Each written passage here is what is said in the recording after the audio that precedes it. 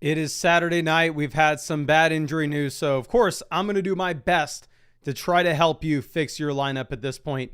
Now, the first thing that I want to at least bring up, I know we already talked about a lot of the updates in the live stream earlier today, will be we have an additional report coming out of Arizona saying the Cardinals plan to ride the hot hand at running back in week 5.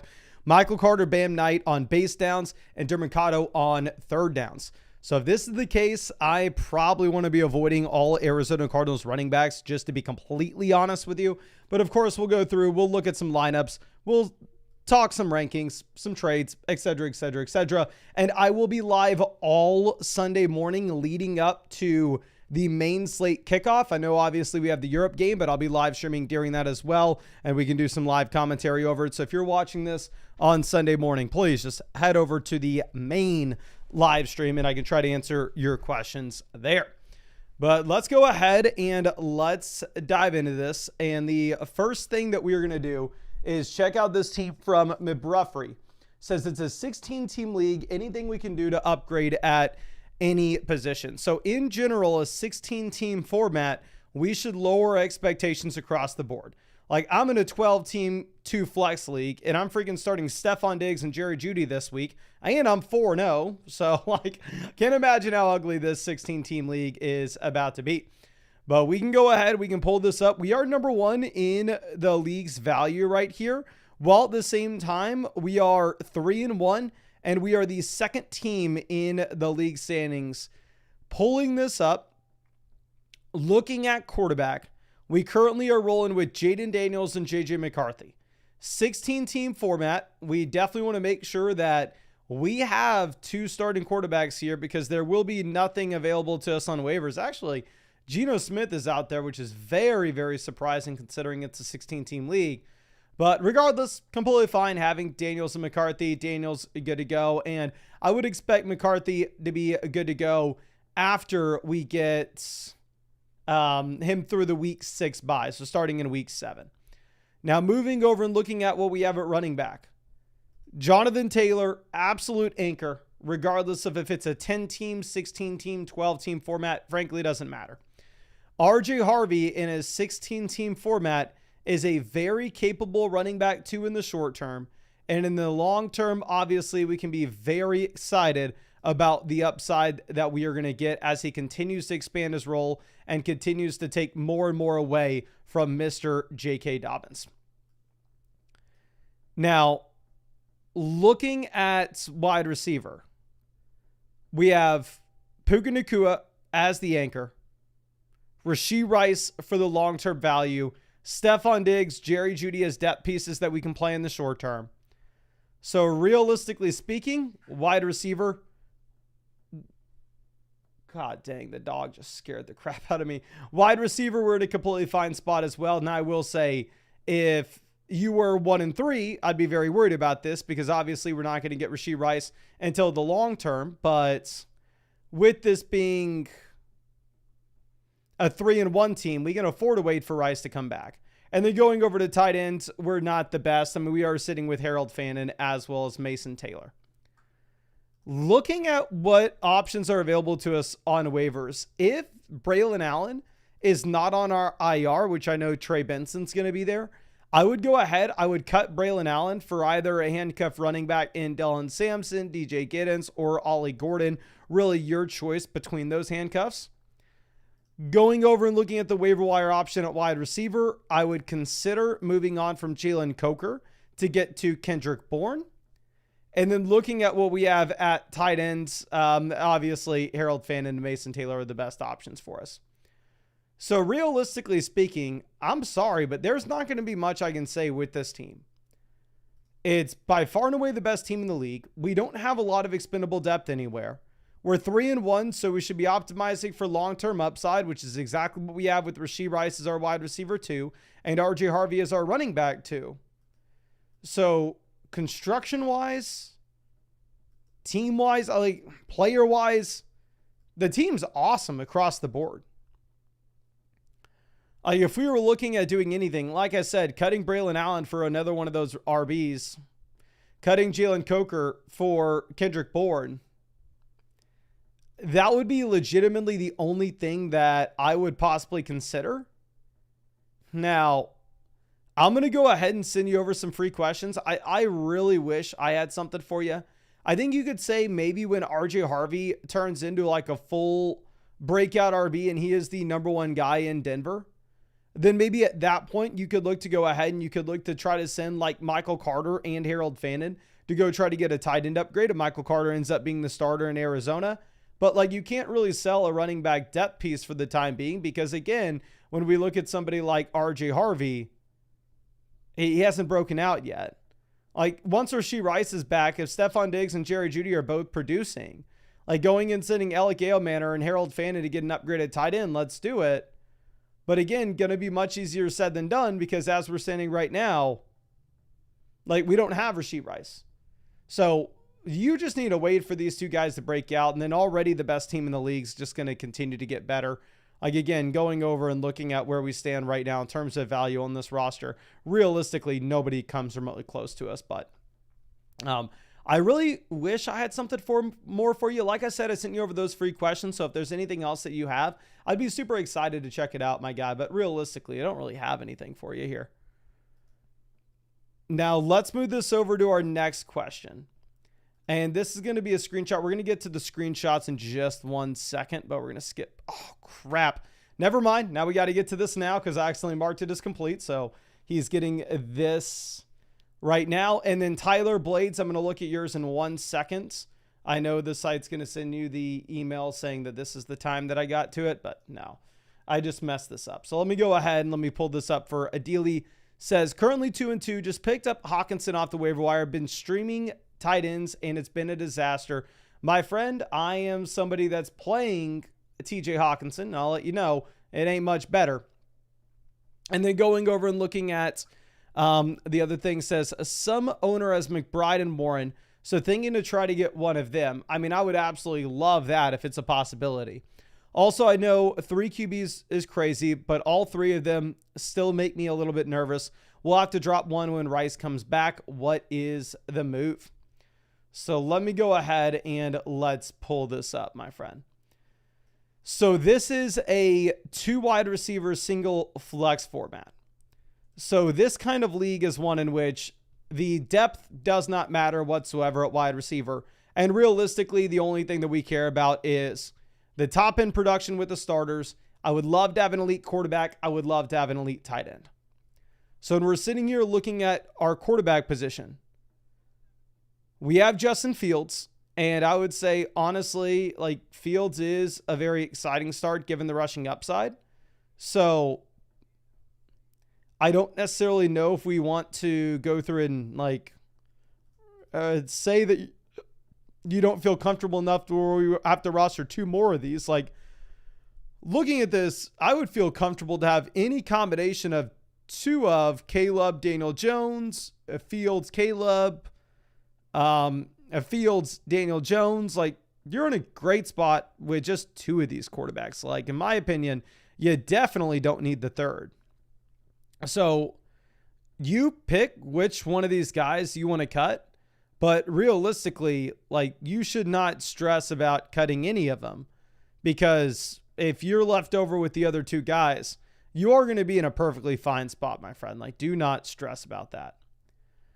Now going over and looking at what we have when it comes to running back, we have the RB1 in fantasy with McCaffrey. Kenneth Walker is a quality RB2. Then we had Chuba Hubbard in the flex. Obviously, now we're going to have to hope that we are able to get a backup piece in here. So hopefully we are able to pick up Rico Dowdle. But realistically, you don't necessarily have to panic because you still have CMC and Walker as your RB1 and RB2. And we can go through and we can put a wide receiver at the flex spot like T. Higgins. Now, of course, am I excited about it? No, but we can get away with it. Now, wide receiver, we have Nico and Igbuka. And then, like I said, the wide receiver depth here, typically not going to matter much just because it's a league in which you're only starting 2 wide receivers and 1 flex spot. But as we go down and look at this, you have Drake London on bye. We don't have Rashee Rice just yet. We need T. Higgins to be a starter for us in the short term. So you can't do anything right now. And then tight end, we have TJ Hawkinson. So I would say you should 100% pick one of the quarterbacks on the bench right now, cut them, pick up a waiver wire running back, somebody that you think is an injury away from making a pretty big difference for you. And then beyond that, the move that you want to make is trading to get a better tight end. Now, the issue with this is we are dealing with the Swift bye. We are dealing with the London bye. We are dealing with the Chuba injury, and we are dealing with the Rice suspension. So that combination of things is going to make it where the skill positional depth for the time being is not expendable. You need to hold on to it. And you're actually going to need to wait a little bit of time before you can go through and before you can upgrade that tight end position. But that is the long-term goal here. And I mean, if that team has Trey McBride and Tyler Warren, like sending them, like Cal, right now, if you wanted to send them Drake London and get back Trey McBride, 2 wide receiver, 1 flex team where your team's absolutely loaded, that'd be interesting. If you had a losing record and you wanted to sell Rashee Rice for Tyler Warren, I think you could go for that as well. But yeah, don't stress about quarterback at all. Those quarterbacks are super exciting. I would just go ahead. I'd cut the guy on your bench, but I think you're in a really good spot. But I really appreciate you and really hope I was able to help you out in some way with this, my friend. And I'm going to go ahead and send you over some free questions in case there's anything else that you want to follow up with. Now, we are going to get this next one over to Tyler Blades. And Tyler, I know I'm sorry that it sent you the wrong timestamp, but before we dive into your team, it does look like we hit 100 likes on the stream. So we have to go ahead and we have to send out some free questions in the chat. So if you have not done so already, please go down there and to qualify to win free questions, drop a like on this live stream and then drop your flockfantasy.com username in the chat. But as we wait for that, Tyler says, I think my team's pretty good, but I'm sitting at 0-4 and in 12th place. Everyone seems to blow up against me. Any thoughts on potential improvements, or is just one of those unlucky seasons for me? Well, your team's not good. You're 7th in the league when it comes to value, and there is like that top tier of 4 teams. So good's not a way to put your team. Now, is your team horrible? No. Your team's better than 0-4, that's for sure. But going through and looking at our points scored, yeah, you're 6th in this league in points scored, and you are first in this league in points against. So I think you have an average team that has been incredibly unlucky. But let me send out some free questions real quick in the chat. Let's send this one over to Lancia. Lancia, appreciate you hanging out with us in this live stream. Excited to send over a free start set. Okay. Lancia, how do I spell this? I cannot find you on the site. I don't know if you used code FLOCK when you signed up. If you didn't, you can add it to your account page. I can only find you if you use code FLOCK when you signed up. Same thing here for Aiden. Let's see if we can find BNC here. BNC, just found you, just sent you over a free start set question. Really appreciate you. And thank you again for hanging out with us in this live stream. But I want to remind you all, of course, if y'all wanted to get free questions for these streams guaranteed, the easiest way to do that is by taking advantage of the offer that we have on Underdog Fantasy. I've been with Underdog Fantasy, and they've been the only sponsor of this channel for 5 years now. And this is the best offer that I have ever seen them do. After you play your first $5 with promo code FLOCK, you are going to get $100 added to your account. And on top of that, you're going to be getting a free Drake May pick, higher, lower, half a total yard for the game tomorrow night. And you'll get free questions that you can ask in these live streams. And I'm going to be live streaming every single day until Christmas. And Underdog Fantasy is available in almost every state as well. But let's go ahead and let's now finally dive into this for Tyler. This is a 2 wide receiver, 1 flex format. So the wide receiver depth isn't going to be a super high priority. Quarterback is going to make up a very high percentage of our starting lineup output weekly. We have Patrick Mahomes. Patrick Mahomes, okay, not elite, right? I mean, I would make an argument that he is still an elite real life quarterback, but for fantasy purposes, he's just not going to run the ball as much as Allen. He's not going to run the ball as much as Lamar. And you can throw in Hurts and Danielson to that as well. Now, looking at what we have at running back, we have Alvin Kamara, Trevion Henderson, Jordan Mason, Michael Carter. So here's the thing, man. You are very clearly going to have to sell 2 players with this team. You're 0-4. So we need to think about what this team looks like in the short term, not the long term. And assets that are very exciting long-term upside shots that aren't as exciting short-term pieces are going to be Trevion Henderson and Brock Bowers. Bowers with the injury, Trevion Henderson just not with the role that we want right now. I'm confident that he'll have it in the long term. It's just going to take a little bit of time. So if I were to go through and if I were to try to make a trade here, I think you should be operating under the assumption that the teams at the top are going to be the ones that can afford these type of players. So like going through and trying to send the combination of Trevion Henderson and Ladd McConkey to get yourself up to George Pickens actually makes a lot of sense on a team like this, where obviously Pickens can be an elite flex play for us here in the short term, and we're playing Jordan Mason over Trevion Henderson regardless. Going through and maybe trying to send the combination of Brock Bowers and Egbuka and get up to Amon-Ra St. Brown, I think that would make a lot of sense as well with the Bowers injury.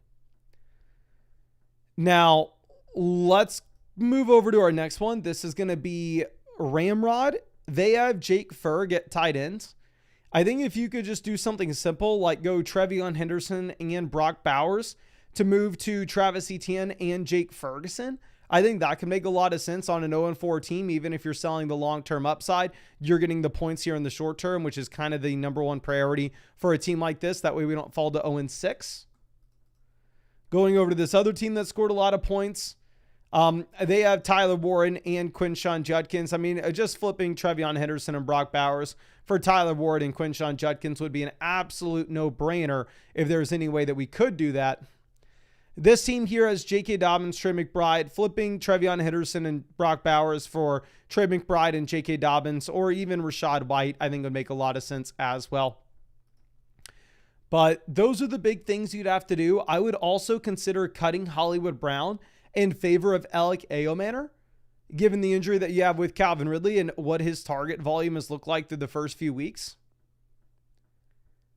But I think that's all I have for you. Again, I really appreciate you and really hope that I was able to help you out in some way with this, my friend. And I'm going to go ahead. I'm going to send you over a couple free questions just in case there's anything else that you want to follow up with. Okay, so let's move this over to our next one.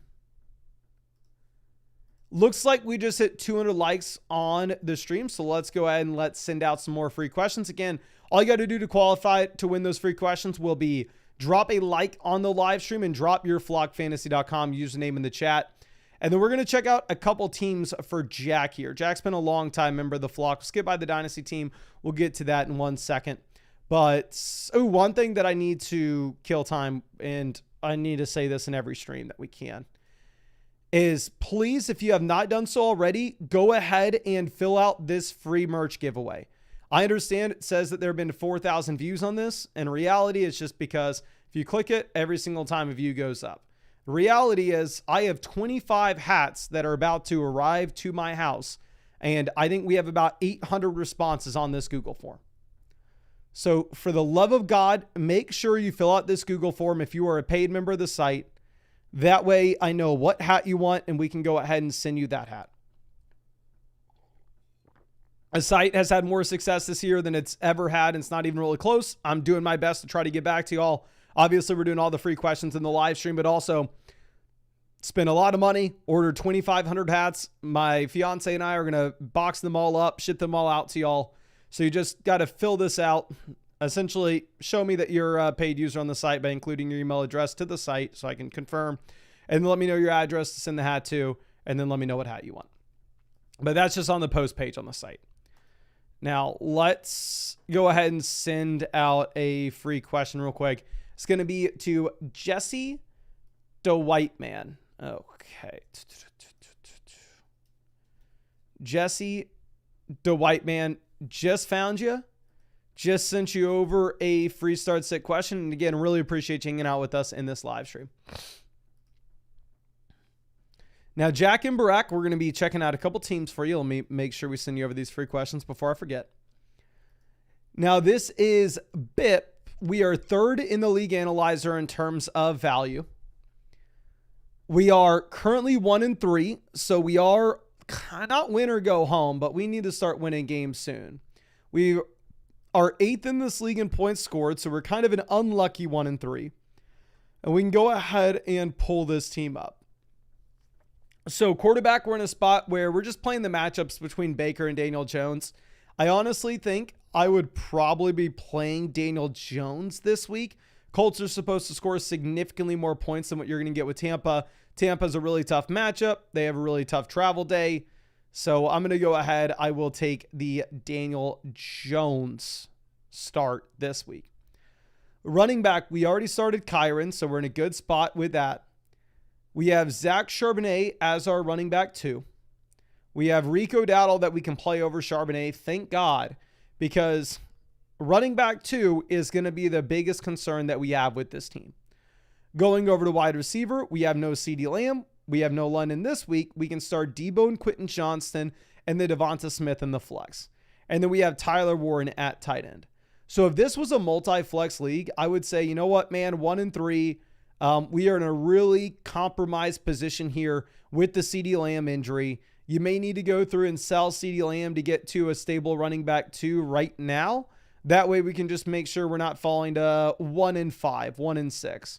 Because you fall to 1-6, your fantasy season's pretty much done. Like, I think you can fall to 1-4, maybe even 1-5 and still have a shot. But you go to 1-6, you're screwed. And there's a chance Lamb misses the next 3 weeks. I'm not going to say that he will, but it wouldn't be the most surprising thing in the world. However, you luck out. The way that you luck out is you got Rico Dowdle off waivers. Since you got Dowdle off the waiver wire, I would not sell CeeDee Lamb for a running back. I think you can actually afford to wait for the long-term upside that we have here. And instead, what I would probably be looking to do is I would instead try to go ahead and get through the next few weeks until CeeDee Lamb comes back, or more importantly, until Chuba Hubbard comes back. Because Rico Dowdle has an expiration date, right? I don't know if his expiration date's next week. I don't know if it's 2 weeks from now. I don't know if it's 3 weeks from now. I don't exactly know when Chuba Hubbard's coming back. But when he is, we are going to have no running back 2. But if we are able to make it the next 2 weeks with Dowdle, then 2 weeks from now, if we have 5 usable wide receivers here, you could very easily, then at that point, go through and sell Drake London for a running back 2. Go and sell CeeDee Lamb for an RB2, and you don't even have to take a loss because CeeDee Lamb will probably be back by that point. So I hate to say it, but I think you kind of save the team here by picking up Dowdle to the point where you don't need to sacrifice CeeDee Lamb and you don't need to sell him on the cheap right now. And instead we can wait for the long term here and we can see what ends up happening with Chuba, and if we can get by with Dowdle for the next few weeks, and then obviously hope to hit on another running back off the waiver wire so we don't have to sell CeeDee Lamb. We don't have to sell Drake London, but there is that chance that we end up having to do it regardless. But I really appreciate you as always, my guy, and let's check out this next team of yours. And let's see where this team's at. So we are first in the league analyzer with this one. We are 3-1, so we can afford to think a little more long-term rather than just what's happening over the next few weeks. We've scored 623 points, so not only are we first in the league analyzer, but at the same time, we have scored more points than anybody else in our league by a decent margin as well. Looking at what we have when it comes to the starting lineup requirements, this is a league in which you can start up to 8 total players. So we can start 4 wide receivers here weekly. Like, the depth at the skill positions is actually going to matter. So quarterback, when we have Lamar Jackson, CJ Stroud is our QB2. Obviously, I'd rather have a better QB2 if possible, but looking at the waiver wire, really, there isn't anybody. So we're okay if you wanted to throw out CJ Stroud in a really good matchup going up against the banged up Baltimore Ravens defense. But long term, we have Lamar Jackson coming back in. And again, this is a 3-1 team, so we should be most concerned about what we have with the long term. Running back, we have the combination of JT, Quinshon Judkins, Jordan Mason. So 3 quality running backs. Obviously, we can say that Jordan Mason probably not going to be an every week starter once Aaron Jones does return, but I think you're going to have a very difficult time selling Jordan Mason. So probably fine leaving him as is, playing him this next week, and then when Aaron Jones returns, whether that's week 7, 8, or 9, then at that point we can go through and we can move Jordan Mason out of the flex spot and just back to the bench. So this is why this team is the best in this league, and it's not even that close. We have Puka Nacua, the wide receiver 1 in fantasy. We have Amon-Ra St. Brown, the wide receiver 2 in fantasy. We have A.J. Brown, Michael Pittman Jr., quality wide receiver depth pieces, Luther Burden for the upside shots. Going over to tight end, we have David Njoku and Tyler Warren. So obviously this is the worst position by far that we have. But in terms of how we can address this position now, like if you wanted to go out there and if you wanted to try to send the combination of, if you wanted to try to send like Jordan Mason and David Njoku to get to George Kittle, I think that would make a lot of sense because obviously you don't exactly need the production right now. We can bank on the long-term upside of Kittle and also looking at your starting lineup in the short term. Like here in the short term, you're going to be in a really nice spot where, again, you can just throw A.J. Brown and Michael Penix into the flexes. Like no harm, no foul.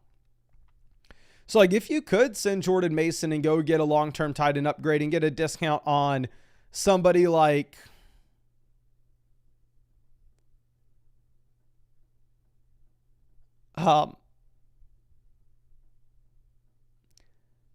Kittle just because he's injured, let's go for it. I'm trying to think if there's, I mean, obviously if you do Bowers, I do Bowers as well. I think that's going to be a little bit less likely. But if you can get a discount on one of those long-term names,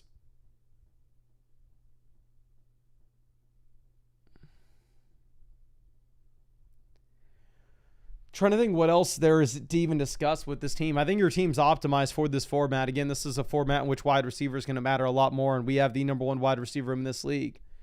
A.J. Brown's been disappointing, but A.J. Brown as a wide receiver 3 is still incredible. But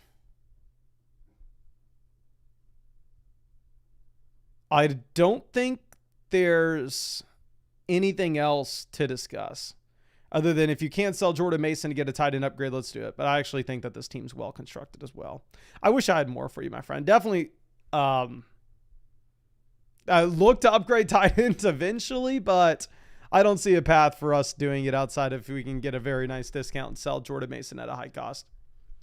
Now, really appreciate you and really hope I was able to help you out in some way with this. Let me send you over some free questions for this one as well. Okay. Now, our next question is going to be from Raleigh's. This is a Dynasty team, so we're going to have to save that for a dedicated Dynasty live stream. Now, this is CSR Zeal.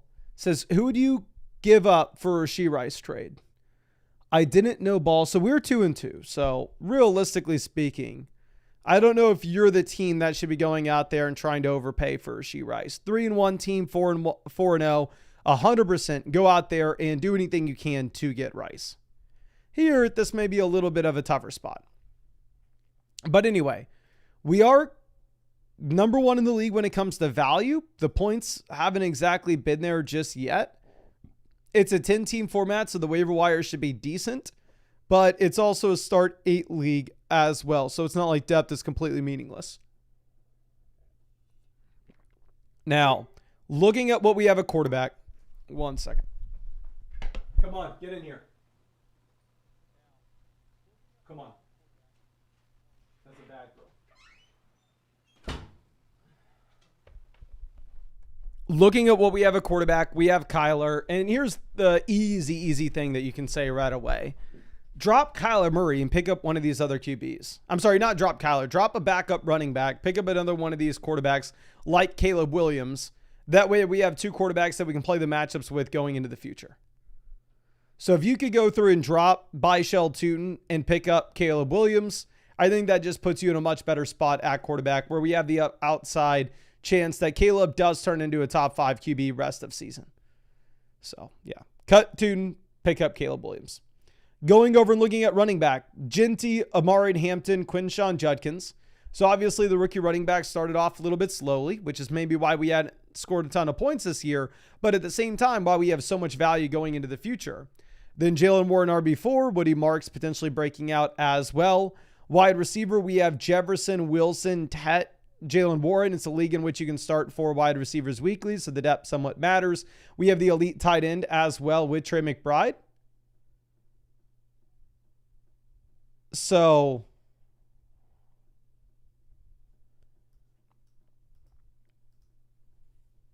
this is the second best team in this league at wide receiver, the best team in this league at tight end, and the 4th best team in this league at running back. And we have a ton of running back depth especially. So what I would probably be looking to do in this instance, if you could go ahead and if you could sell one of the depth running backs like Jalen Warren or like Woody Marks, like if somebody is really excited about Woody Marks after this past week and maybe Jalen Waddle with the Tyreek Hill injury, if you could go ahead and package them together to get to Rashee Rice, like you're a team that can afford it because even though we're 2-2, you have Ginty, Hampton, Judkins in the lineup with Jefferson, Wilson, Tet. So like you are effectively trading 2 bench guys that we weren't really relying on anyway. And there is a chance that you're able to get a decent amount of value specifically because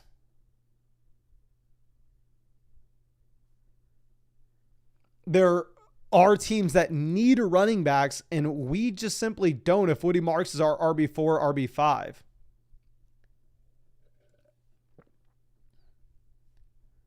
So yeah, I think the play here with this team, kind of regardless, is you cut a running back with Byshell Tootin, you pick up Caleb Williams, then you go ahead and you parlay that by trying to send Woody Marks and Jalen Waddle, get the best long-term piece at wide receiver you can. Rashee Rice would be great.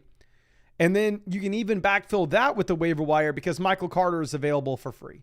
And he looks like he is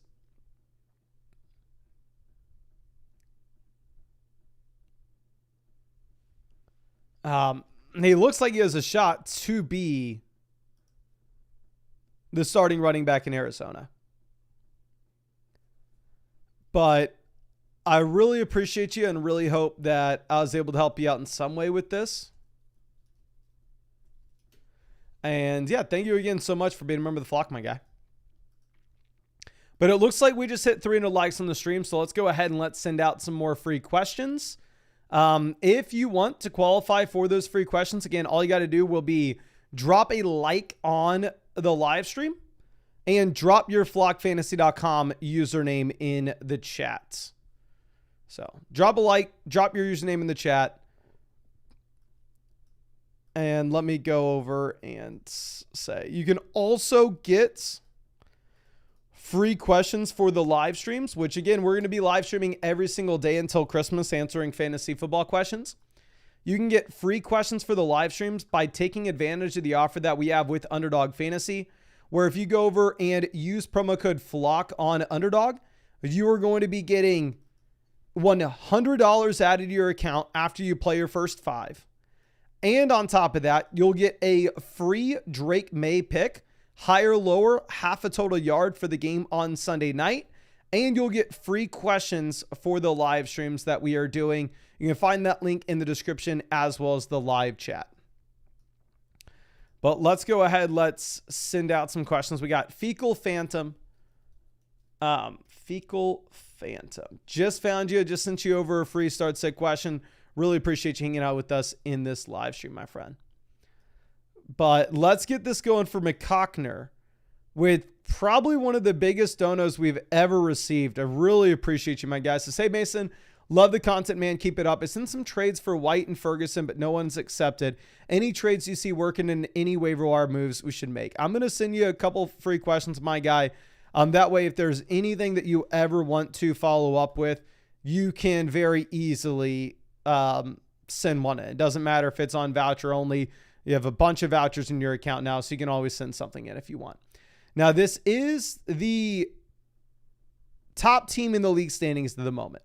We are 4-0. We are fourth in this league in points scored, so pretty much identical to the position I find myself in with my own team.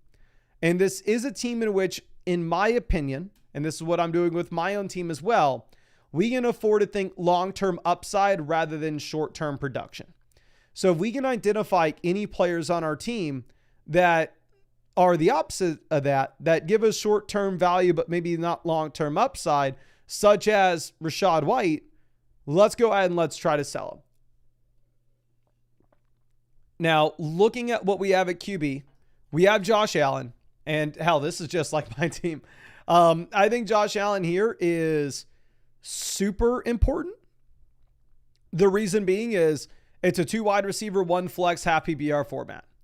So realistically, quarterback's going to make up a very high percentage of our starting lineup output weekly. Obviously, if we have Allen, we can roster the extra running backs down there on the bench, no problem. So you love to see it. Now, looking at what we have at running back, we have Devon Achane, Kenneth Walker, Quinshon Judkins. So we have 3 running backs that we can trust. And honestly, I think we need to move Judkins ahead of Kenneth Walker in our rest of season rankings. Because at this point, I think I would kind of easily prefer Judkins between the two. And so we're going to do just that.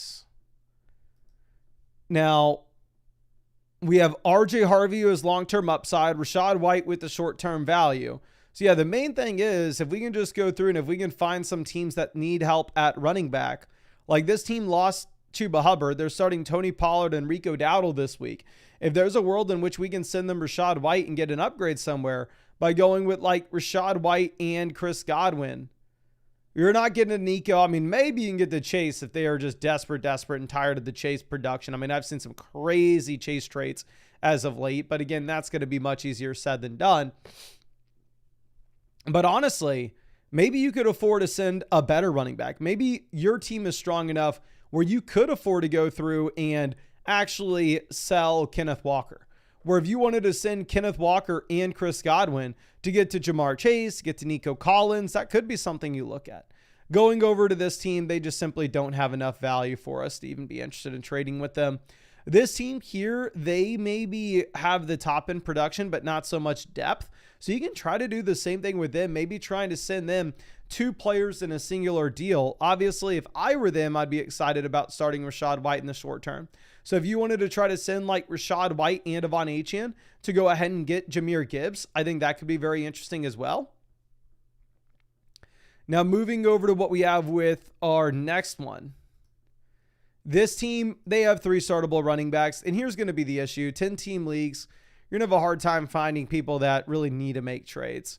I guess this team here has Tyler Algier as their running back 3, so if they needed that additional depth piece, maybe you could try to send them a running back depth option to upgrade from like Chris Godwin to Rome Odunze. I think that could be very interesting. Now, going over and looking at what we have at wide receiver, we have Jefferson, Rice for the long-term upside. Rice is kind of the perfect guy to have on a 4-0 team. We have Godwin, who's expanding his role. We have an injured Ricky Pearsall, and then we have Travis Hunter with the long-term upside. For me, I think I'm to the point where I'm okay cutting Travis Hunter on a team that's as strong as yours.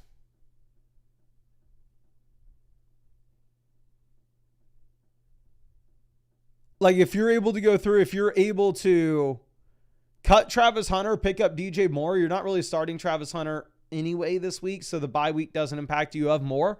I think that would be interesting, or I'd honestly cut Travis Hunter and pick up Matthew Golden anyway.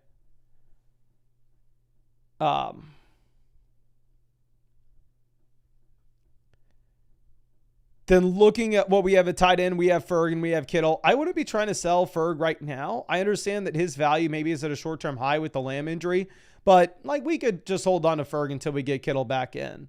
In terms of how we're submitting the starting lineup this week, I think go Achane, Judkins at running back, Godwin and Jefferson at wide receiver. Then you're going to go with, I'm going to go Rachaad White over Kenneth Walker in the flex, to be honest. Yeah, so selling Kenneth Walker here may actually be the move if you can't sell Rachaad White.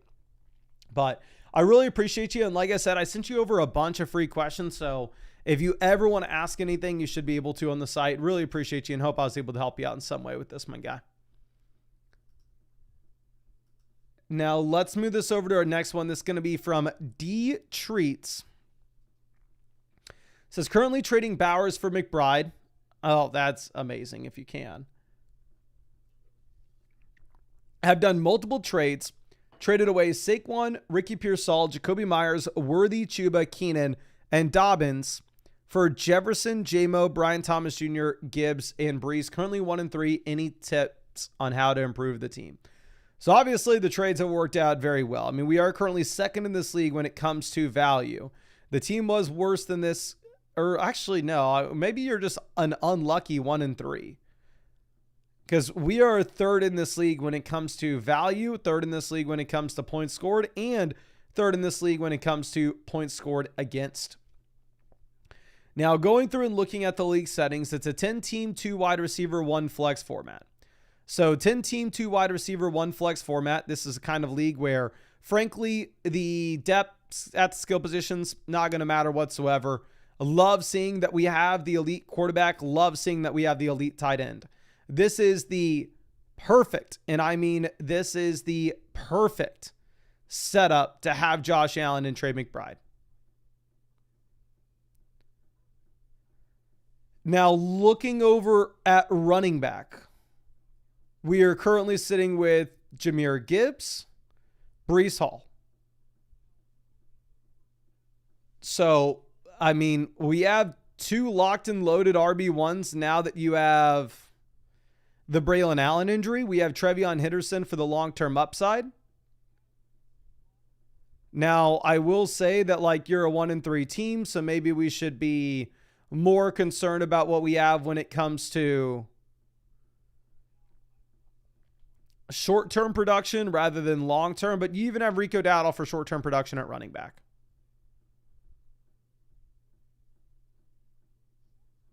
Now,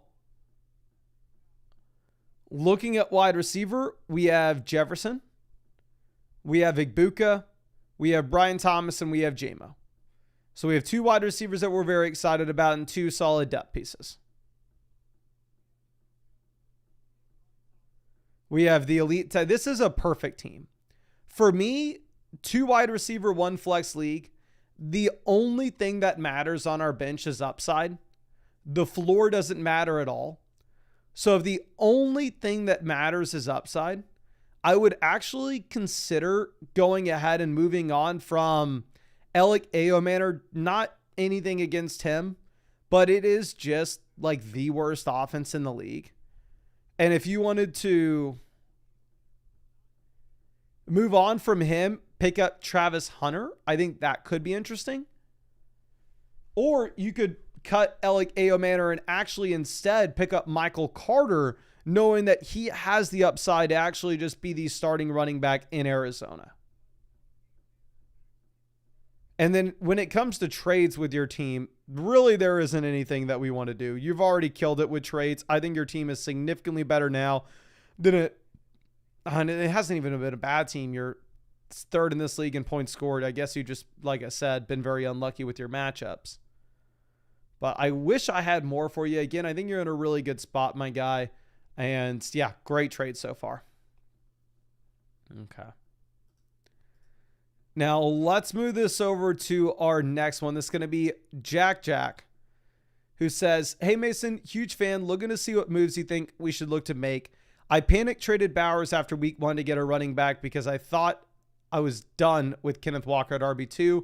Now we have too many RBs. So I'll say, if you would have asked me after week 1 about that trade, I would have said it's horrible. But now that Brock Bowers is injured, I mean, who freaking knows? And now looking at this, we are Chud FC. We are 5th in the league analyzer when it comes to value. We are 4th in this league when it comes to points scored, and we are 3-1 as well. This is weird. There's a lot of 3-1 teams. There's a 4-0 team. There aren't many 2-2 teams in your league. Now it's a 10-team, 2 wide receiver, 1 flex. So for me, the skill positional depth not going to matter nearly as much as having the elite quarterback, having the elite tight ends, and really just optimizing for the top end of the starting lineup. Now, looking at quarterback, we have Drake May. I would say that May's in a range of QBs where I think you can make an argument to roster 2 of them and play the matchups. Looking at what we have available to us on the waiver wire, not great, to be honest. Like if we're sitting with Michael Penix, Trevor Lawrence, you're okay just not picking anybody up here. I think you could look to trade for a better QB, though. That's probably going to be the main thing that I'm looking at. Now, going over and looking at what we have at RB, we have Jahmyr Gibbs, Travis Etienne, Quinshon Judkins, and Kenneth Walker. Wide receiver were great. So here's my thing. I think it's a clear spot, at least in my opinion, to go ahead and to 1, you can just cut Harold Finn and pick up Kyle Pitts for free. And 2, upgrade at quarterback. I know that Drake May's been incredible. Don't get me wrong. Like we can very easily see that Drake May has averaged over 20 points per game and he's been a top 10 quarterback for 3 straight weeks now. But if you could move Kenneth Walker to a running back needy team that has a great quarterback like Josh Allen, I would love it. If you could go Kenneth Walker and Drake May to get to Josh Allen, to get to Jalen Hurts, to get to Jaden Daniels, that's going to be my preference of making a move with this team if there is one. Like looking at the team that has Jaden Daniels at the moment, like realistically, they have Ramondre Stevenson and Isaiah Pacheco in their running back spots this week. Like there's a chance that they are willing to go through and there's a chance that they are willing to trade for that running back. So I would try to sell the depth running back in a package with May, get to the elite level QB. Your team's in a really good spot. I would cut one of your tight ends and I'd pick up Kyle Pitts. And then the rest of your running backs and the rest of your wide receivers, I'm going to leave as is. But again, this is a league in which you only have to start 2 wide receivers and no flex. So ultimately, the depth at the skill positions won't matter much. And having the elite onesies will be a big deal for us. But I really appreciate you and really hope I was able to help you out in some way with this, my friend. And yeah, again, thank you so much for being a member of the flock. I'm going to go ahead and send you over some of these free questions, which we already did. But let's move this over to our next one. It's going to be Frank the Tank.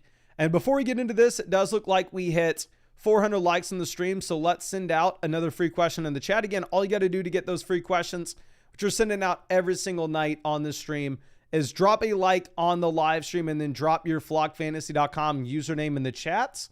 And if you wanted to get guaranteed free questions where you don't just have to randomly win them, you can do so by taking advantage of the offer that we have on Underdog Fantasy, where if you sign up to Underdog Fantasy with promo code FLOCK, you are going to be getting $500 added to your account.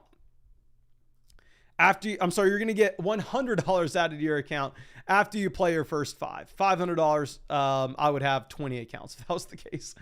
But yeah, you get $100 after you play your first 5 with code FLOCK.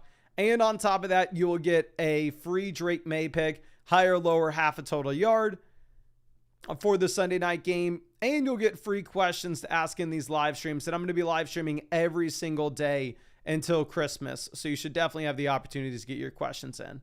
But link's going to be in the description, in the comment section, and live chat. And Underdog is available in almost every single state. But let's see if we can find Solident on the site and send him over a free question. Really appreciate you hanging out with us in this stream, my guy. Okay. Solident. Just found you and just sent you over a free start set question. Again, appreciate you hanging out with us here. Now, Frank the Tank says, one quarterback league, picked up Justin Fields in case Daniels couldn't play, but now I have 3 quarterbacks. What moves should we make to upgrade the team? Appreciate you, my guy, and excited to check this out. Now, this is a 2 wide receiver, 1 flex format. So the skill positional depth, not going to matter much. Quarterback, we have the elite option with Jaden Daniels. We also have Caleb Williams, and we have Justin Fields. So I am actually completely fine with us rostering a backup quarterback with Jaden Daniels, with him wearing the knee brace, just in case this acts up and just in case he misses more time. But of course, we can't roster 2 backup QBs.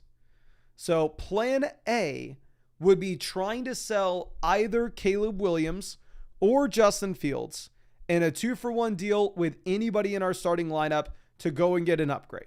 So if you can send Caleb and Quinshawn Judkins for a running back that you like slightly more, if you can send Fields and Jalen Waddle for a wide receiver that you like slightly more, or realistically, you don't need much at all, because the backup plan to this, if you're not able to sell one of those quarterbacks, is going to be that you probably have to go through and you probably have to actually just cut one of the QBs. So I would go ahead. I would try to send one of the backup quarterbacks to get an upgrade legitimately anywhere. And if you can't, you would go ahead and cut one, and you would decide to pick up a wide receiver, either like Josh Downs, or you could pick up a handcuff running back that's an injury away from making an impact, somebody like Blake Corum. Now, going over and looking at what we have with RBs, we currently are sitting with Saquon Barkley, RB1. Love to see it. We have Quinshawn Judkins, RB2. Love to see it. Kamara, RB3. Love to see it. We had the report today that the Saints are looking to actually potentially trade some of their veterans. And I hear that and I go, okay, well, that's Alvin Kamara. I don't know if that's just my fantasy football brain or if that's actually something that's actually really in play. If it's in play, we'd be very, very excited. And then we have the depth of Warren and Woody Marks and Rachaad White. And it's a 12-team format.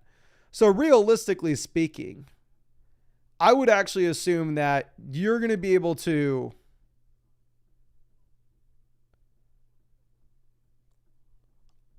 I would think that you're actually able to get some depth out of these. Get some value out of one of these depth running backs.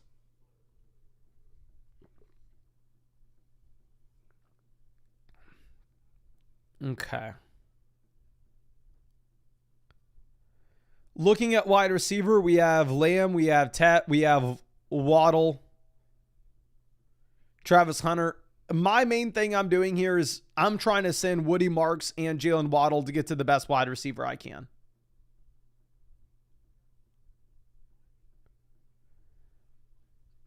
Like, obviously, we want to hold on to Trey McBride in a format like this.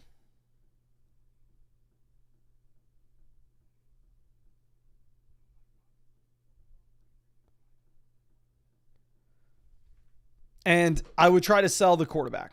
So, like, it's stupid simple what you do with this team. But you send one of these RBs like Woody Marks and Jalen Waddle to get to the best wide receiver you can. You try to send like Justin Fields, get the best wide receiver you can, or Caleb Williams and Jalen Warren, get to the best running back you can. You clearly have expendable depth at running back and quarterback that we can use to upgrade elsewhere. But I really appreciate you and really hope that I was able to help you out in some way with this, my friend. And I'm going to go ahead and send you over some free questions just in case there's anything else that you want to follow up with. Okay. Now let's move this over to our next one. This is going to be from Marine. Says Hispanic mechanic is not possible to make a trade with. Good to know.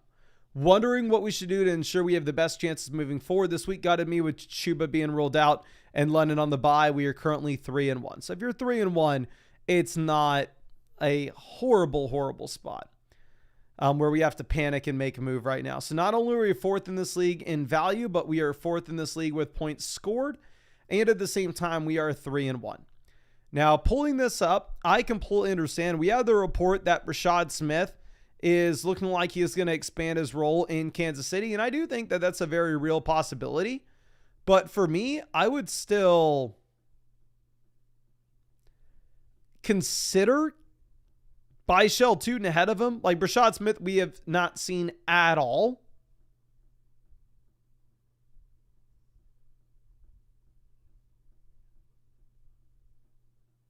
So I would cut Rashad Smith. I would pick up Byshell Tootin. Quarterback, we have Hurts. Love having the elite quarterback in a league where you only start 2 receivers in a flex. We have Zach Ertz and David Njoku at tight ends.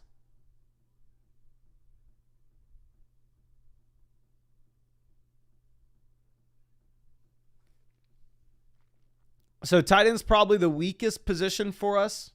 It's a 2 receiver, 1 flex. We have St. Brown, London, Sutton. So we have 3 guys we can feel comfortable with. And our wide receiver 4, wide receiver 5, quality depth pieces. Running back, Derrick Henry, RB1, not great. Chuba, RB2, not great. Montgomery's a quality depth piece. Again, like I said, one thing that you could consider as well is if you really don't like your running back depth, if you wanted to keep Rashad Smith, but drop like David Njoku and pick up Byshell Tootin, that could be something that you look at as well. I just really like the idea of picking up Byshell Tootin on this team.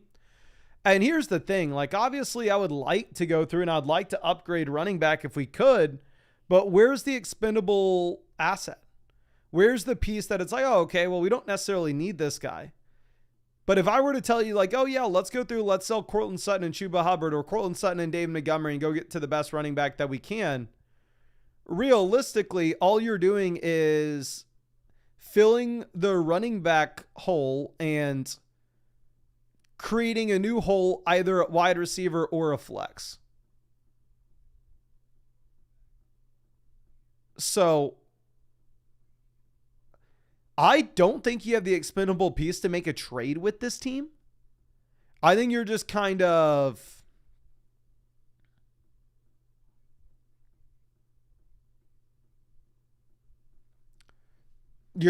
getting by. You're 3-1. You don't necessarily need to panic right now and go and trade for a running back ASAP with the Chuba injury. I understand our starting lineup maybe is not the best right now. I would optimize the bottom end of the bench to make sure that we could have the most upside as possible at running back. So again, I would consider cutting David Njoku for Byshell Tootin. I'd really want to get Tootin onto this team. But I really appreciate you and really hope I was able to help you out in some way with this, my friend. And let me go ahead and send you over some free questions just in case there's anything else that you want to follow up with. But yeah, I mean, it's a tough spot for you to make a trade just because like you don't have the expendable, unless you wanted a down tier from Amon-Ra St. Brown. And I'm not wanting to down tier on a team, and I'm actually going to have to log out, log back in. I'm not wanting to down tier to make a trade with your team because it's a 2 wide receiver, 1 flex league. If it was a league with multiple flex spots, then yes, I actually would want to down tier to go get that extra running back. But 2 wide receiver, 1 flex league, I'm not wanting to. Okay. I think that was Marine, right? Yes, it was. So let me send you over those free questions now. But again, I really appreciate you.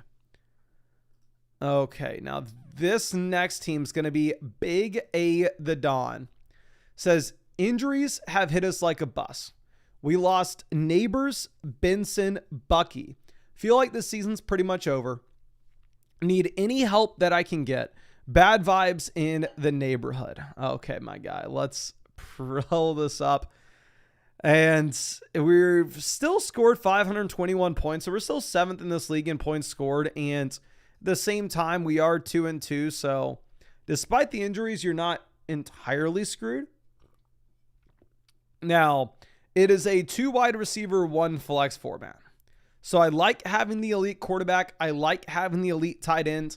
And I like optimizing the bottom end of the bench for upside at wide receiver and running back.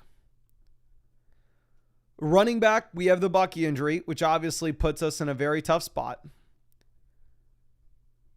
But in terms of the short-term pieces, you can still start Rachaad White. I would also start Woody Marks over RJ Harvey this week. Now, I do have RJ Harvey higher in my rest of season rankings. That's because I'm expecting him to continue to expand his role, right?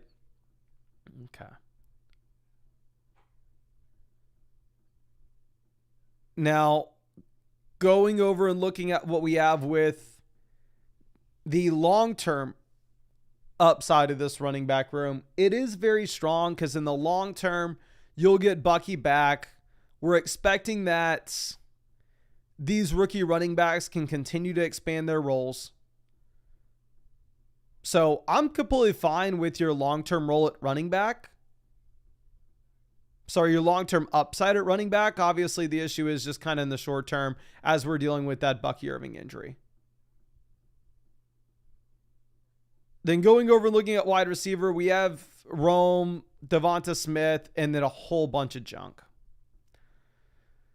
I hate to say it. I would typically say that in a 2 wide receiver, 1 flex format, you're actually wanting to optimize for the elite quarterback, for the elite tight end, exactly how we are. But specifically with your team, you are so weak at running back. You are so weak at wide receiver. I actually think that you need to be selling Tyler Warren. Again, I hate to say it, but if you go through and you pivot from Tyler Warren and you get an upside shot running back and receiver,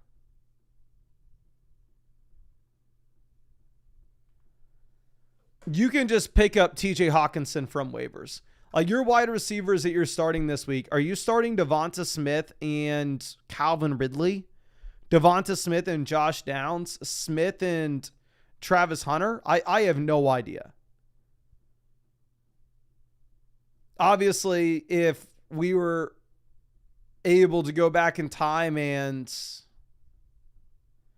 get Kendrick Bourne in, we wouldn't have had a problem.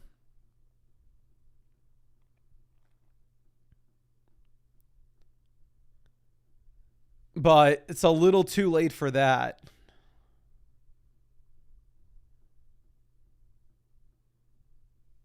Let's go ahead and let's look at some of the teams that actually have expendable wide receivers for us. This team has Amon-Ra St. Brown, Garrett Wilson, Devontae Adams, Rashee Rice, Chris Olave. Olave is their wide receiver. DJ Moore is their wide receiver 6. Is there a world in which we can send them Tyler Warren and get back Garrett Wilson and Dalton Kincaid? If so, I'm all about it. This team has Puka, Sutton, Flowers, J-Mo. Can we send them Tyler Ward and get back Ferguson and Sutton? Ferguson and Flowers. This team doesn't really have much depth. They just have the top end production. This team is Igbuka as their wide receiver 3. Could we send them Tyler Ward and get back Hunter Henry and Igbuka? This team's Debo wide receiver 3, Tet wide receiver 2. Could we send them Tyler Ward and get back Tet? Again, I really don't like selling the elite tight end or the elite quarterback in this format. But you are just so down bad at those 2 positions that I don't know if you're going to be able to get away from it. And honestly, I think you may just end up having to make that move. But I'm sorry that you were just decimated with injuries here, my guy. But of course, we do have to adjust in any way that we can. And I think the best way to adjust is going to be moving on from one of the elite onesies.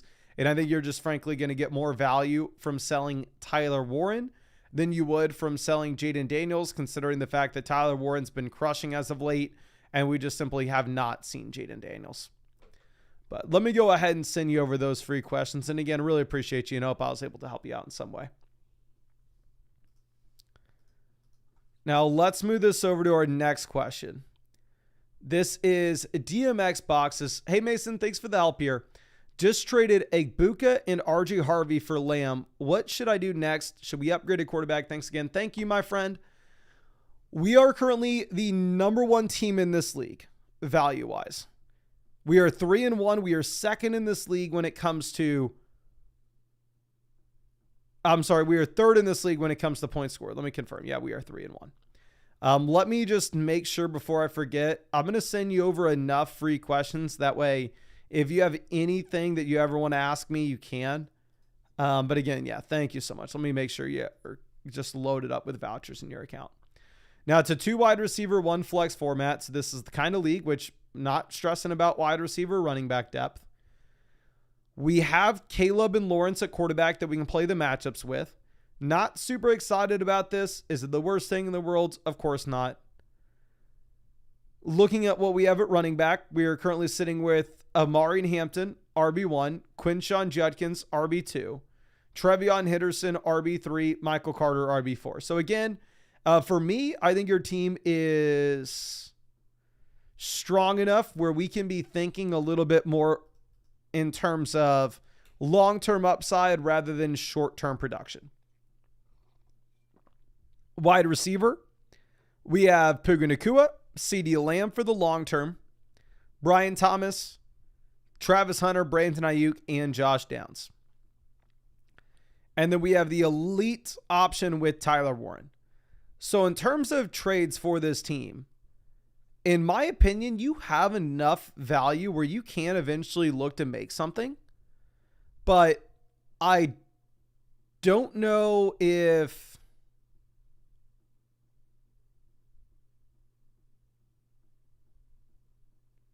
we're going to want to right now. The reason I don't know if we can afford to make a trade right now specifically is we are dealing with Trevion Henderson losing work to Ramondre Stevenson still.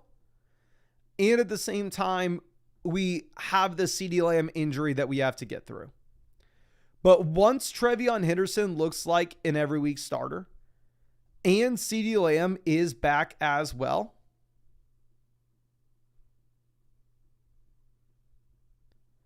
then at that point, those two combined things will possibly give us the expendable value that you could eventually work yourself up to getting an upgrade when it comes to QB.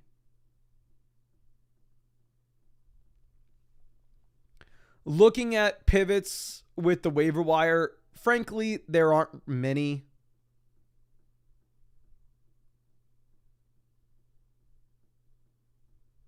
Like, we have Mooney, we have Mixon on waivers. Maybe you say if we get any positive updates with Mixon whatsoever,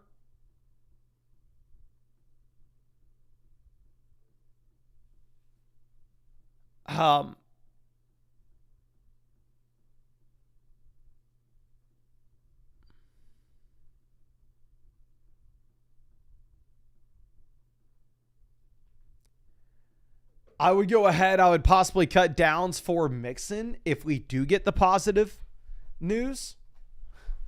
But damn, you have a great team in the long term. It just comes down to like, when do we get Lamb back? When do we get the Henderson breakout? But even like, say you get Lamb back in and you get Henderson breaking out, and then all of a sudden we have 3 running backs and 3 wide receivers that we're excited about. With that context, you're still not wanting to go through and sell for an elite QB. You would still like just have just enough depth. So like, I guess really the only way that you could eventually see yourself trading for the true elite level quarterback is if not only we get the Henderson breakout and we get CeeDee Lamb back from his injury, but then we hit on an additional name off the waiver wire, or one of those deep names on our bench like Travis Hunter or Brandon Ayuk they turn out to be viable pieces that we would feel okay about putting in while we go through buys or we get an injury. And then all of a sudden it does work out that you could look to sell like Brian Thomas Jr. and Caleb Williams and see if we can pivot over to an elite QB. But again, I do not want to do that right now because you do need to have the breakouts come from somewhere because our depth is just very lackluster given the injury to Lamb while at the same time while we're waiting for the rookie breakouts. So long story short, I think you'll leave this as is for now. And I think you're in a really good spot, but I really appreciate you and really hope I was able to help you out in some way with this, my friend. And I'm going to go ahead and I think I already sent you over I sent you over a bunch of free questions. So if there's anything else that I can do for you, don't hesitate to reach out to me. I'd be super happy to help you out in any way that I can. But let's move this over to our next question and let's send out some free questions in the chat. Looks like we just hit 500 likes. And again, to get those free questions, all you got to do, stupid simple. We're sending them out in every single live stream we do. I'm going to be live streaming every single day until Christmas. Drop a like on the live stream and drop your flogfantasy.com username in the chat. And we'll pick somebody at random to send some free questions over to. And also, you can get guaranteed free questions as well by taking advantage of the offer on Underdog Fantasy, where if you go over to Underdog Fantasy and use promo code FLOCK, you are going to get $100 added to your account after you play your first 5. And on top of that, you'll actually get a free Drake May pick, higher, lower, half a total yard for the game tomorrow night as well. And you'll get free questions that you can ask in these live streams. And like I said, I'm going to be streaming every single day until Christmas. So you should have plenty of opportunities to get your questions in. But let's move this over and let's send this out to I am really 4KT. I'm really just found you, my friend, and just sent you over a free start set question. Really appreciate you hanging out with us here in the stream. Okay. Now, this is Arch Revan says, I own a hospital right now. Any waiver wire moves I can do. I am so dumb that whenever I read I own a hospital, my brain finished that sentence as I own a hospital in Austin if you ever need anything. I was like, ooh, I know somebody who owns a hospital. That's going to come in handy. Clearly not. But anyway, appreciate you and excited to check this out. This is the #1 team in the league when it comes to value. So I don't necessarily think you need to be stressing here, my friend. Now we are 1-3. So actually we're 1-3. We are 6th in this league when it comes to points scored. So who's in the hospital? Bucky Irving. Jaden Daniels just got released. Ricky Pearsall, Mike Evans are in the hospital as well. Trey Benson's there. So yeah, I mean, you do have a considerable amount of patience at the moment. But the good news for you is it's a 10-team league where you only start 2 wide receivers and 1 flex. So realistically, you don't need a full-blown panic. Like there's my league settings where you got to play 2 flexes. You would be absolutely screwed if you get this many injuries. But here, frankly, you're going to be okay. Now, looking at what we have at quarterback, we have Jaden Daniels and Daniel Jones. So Jaden Daniels and Daniel Jones, we're okay with. Are we excited about it? No, but it's going to be all right. Now, running back,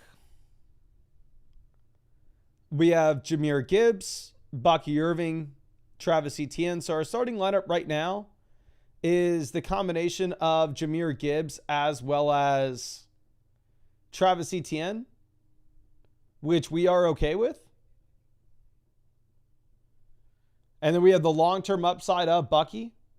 Wide receiver, our starting lineup right now is Brian Thomas, Jalen Waddle. We can even throw Woody Marks in the flex, so you're okay here. And then we have Tyler Warren at tight end. Now, if you really wanted to go through and if you really wanted to make a trade, I'm not going to fault you whatsoever because you are 1-3. We do need to be optimizing for points in our starting lineup in the short term rather than the long term. So if you wanted to go through and if you wanted to try to send, say, Mike Evans and Brian Thomas in a 2-for-1 deal to a team that's maybe 4-0 to the team that's maybe 3-1, and just put yourself in a better situation when it comes to production this season, you can go for it.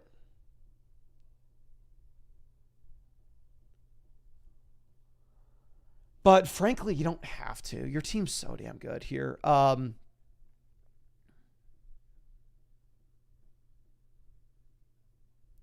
I would say, like, I'm willing to go through, and if Trey Benson's on your IR, then obviously leave him there. But if he's on your actual bench, I'd cut him for Michael Carter. And then once you eventually get these pieces back in, like once Bucky's healthy, once Mike Evans is healthy, then at that point, we should be going and doing anything that we can to trade for the untouchable assets. Because if you had Bucky healthy and like Woody Marks is your RB4, Evans is healthy, then at that point, you could afford to go through and try to send Travis Etienne and Rome Odunze to get to Amon-Ra St. Brown, right? Obviously, that's a move that would be hard for us to make right now, just given all our injuries and the fact that we kind of need some of that depth. But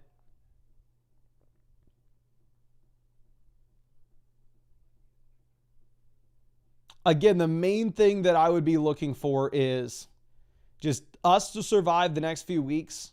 And if you were really concerned about your injuries, you could sell Mike Evans in a 2-for-1 deal for an improvement inside the starting lineup right now.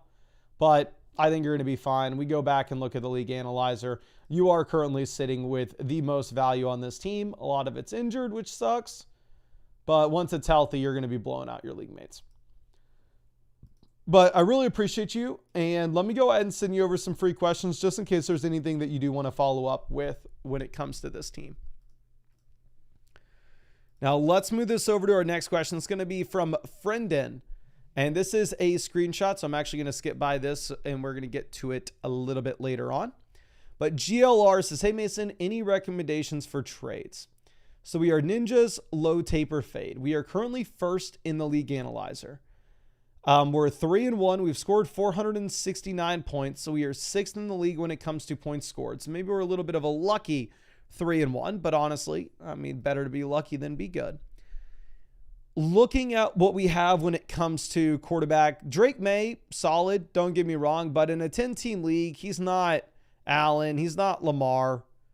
So I would try to go through and I would try to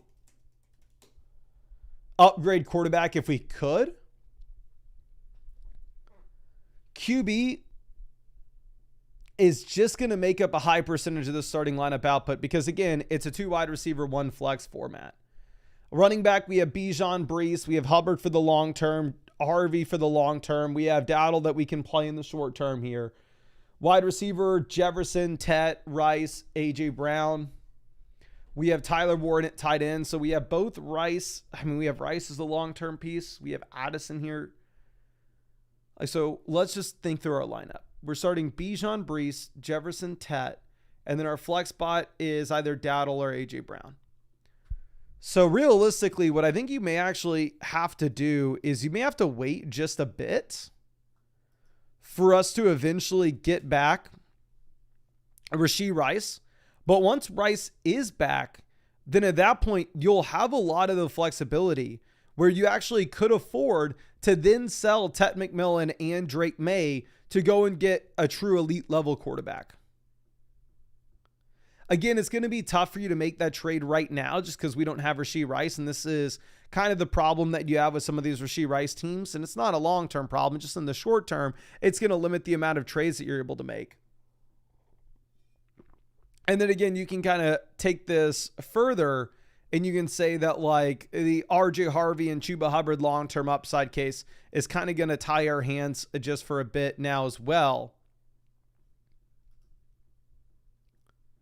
But in the long term, none of this will be a concern for us in the long term. Obviously, we can't afford to go and get that elite level QB. But in the short term, we're just going to have to wait for these long-term pieces to progress, to get better, to the point where like, oh, okay, we can move on from Ted McMillan and it's not really going to negatively impact us. But I'm going to go ahead and send you over some free questions just in case there's anything else that you want to follow up with. I'd be super happy to take a look at it for you, my friend. And yeah, again, thank you so much for hanging out with us in this live stream. Now, our next question is going to be from GC. And here's what I want to do real quick. I want to see, should we pivot over and start answering some of the faster questions, the start set questions, the trade questions? How many team reviews do we have left? Okay, so we have 30 team reviews. Okay, we got to get through some more team reviews before we can get to the quick questions. Let me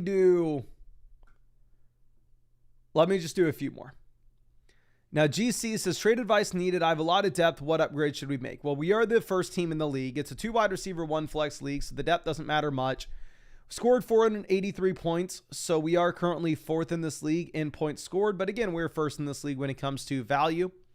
2 wide receiver, 1 flex. I prefer, personally, having the elite quarterback in this format. I really like having the elite tight end in this kind of format. And one thing that I actually probably need to do now that we have the tight ends coming back in New Orleans is move Juwan Johnson down my rest of season rankings here just a bit. But anyway, looking at quarterback, we do have the elite name with Jalen Hurts. Obviously, we are excited about that. Running back, we have the combo of Achane and Kyron. So we have 2 running backs that we can start with confidence weekly. We have Travis Etienne as a quality depth name. And then we have Joe Mixon hopefully coming back in the long term, which we frankly just have no idea.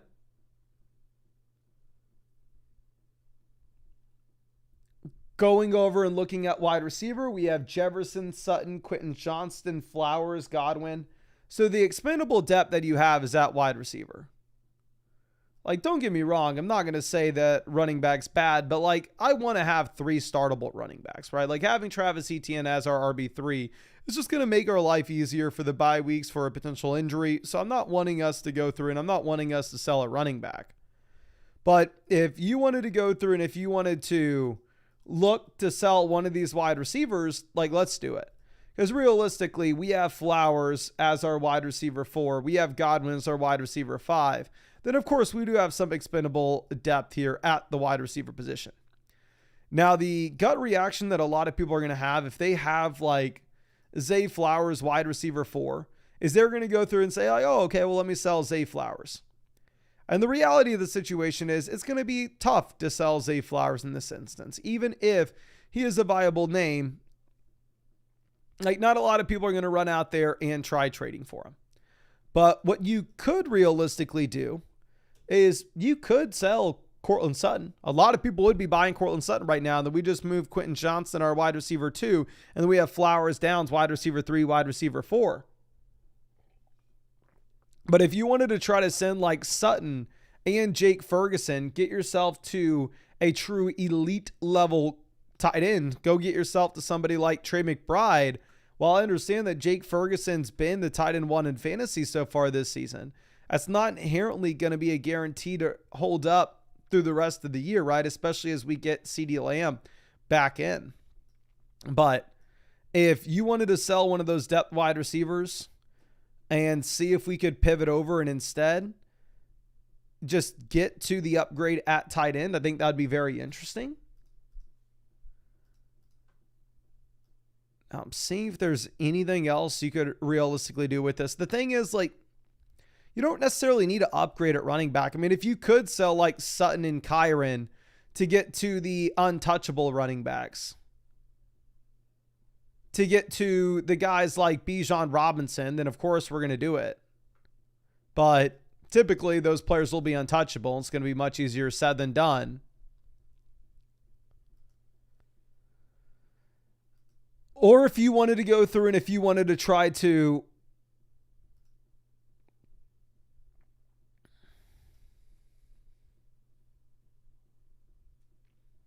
and now it's just you're selling Sutton, you're selling Quentin Johnston, you're going and getting either an upgrade at running back or you're getting an upgrade at tight end. Like, they're really, the only upgrade you can get at quarterback is Josh Allen. Like, for me, I have Jalen Hurts ranked as my QB2 rest of season with the Lamar injury and with the Jaden Daniels injury. But I think that's all I got for you. I really appreciate you and really hope that I was able to help you out in some way with this, my friend. And I'm going to go ahead and move to our next question here, which is not macro. And Kev Dog, if you lost a voucher, I'm assuming the only instance anybody ever has a voucher and then loses it is if they request a refund. So I'm assuming that's what happened. But if you did not request a refund and you lost a voucher, you can email support@flockfantasy.com. Okay. Now, let's move to our next one. This is not macro. It says, hey, Mason, been thinking about trading up Kamara, Warren, Worthy for some higher upside. Perhaps Hubbard as well. I think the team looks solid, though. Okay. Rice, ready in 6. Okay. Appreciate you always hanging out with us, my guy. I know you're always out here. We are the number 1 team in this league. 539 points scored, 3rd in this league in points scored. So we're kind of an unlucky 2-2. It's a 2 wide receiver, 1 flex, 10 team league. Now, I will say that the very easy thing to do at this point is point at Ricky Pearsall being available to you on the waiver wire and say, you know what? You should probably cut Khalil Shakir for Ricky Pearsall. Like, while Shakir is scoring touchdowns over the past few weeks, he's getting like 5 targets a game. Like, the volume just frankly is not there. Now, going over and looking at what we have when it comes to quarterback, we have Jaden Daniels, Dak Prescott. I actually am completely fine with us rostering 2 QBs if Daniels is our QB1, given the knee injury and given the fact that he is still wearing that brace. And yeah, I mean, if you could sell Dak Prescott for anything, you would, but I'm sure you can't. It's a 10-team league, so completely fine with this setup. Now, looking at running back, we have Jahmyr Gibbs. We have Javonte Williams. We have Alvin Kamara, and we have Chuba Hubbard. So I know you were mentioning the possibility of us trading Alvin Kamara. We did get a report today where we were told that there is a real shot that the Saints are looking to shop their veteran pieces. And if that's the case, I don't know if right now is the time to be trying to sell Alvin Kamara. Because what happens if you sell Kamara and then a week from now, the dude ends up getting traded to KC? Now, if you think that there's no way that happens and you don't even want to think about that possibility, then by all means, like, I understand you going through and you looking to sell Alvin. But the other thing that I would mention is with the injury to Chuba Hubbard, if you could just wait a little bit of time and get Hubbard back and then sell Alvin Kamara, I would feel a little bit more comfortable at that point. Now, going over and looking at wide receiver, we have Drake London, wide receiver 1. We have Rice in the long term. We have Worthy, wide receiver 2 in the short term. So yeah, especially as we are waiting for Rashee Rice to come back in, and we're not 3-1, we're not 4-0.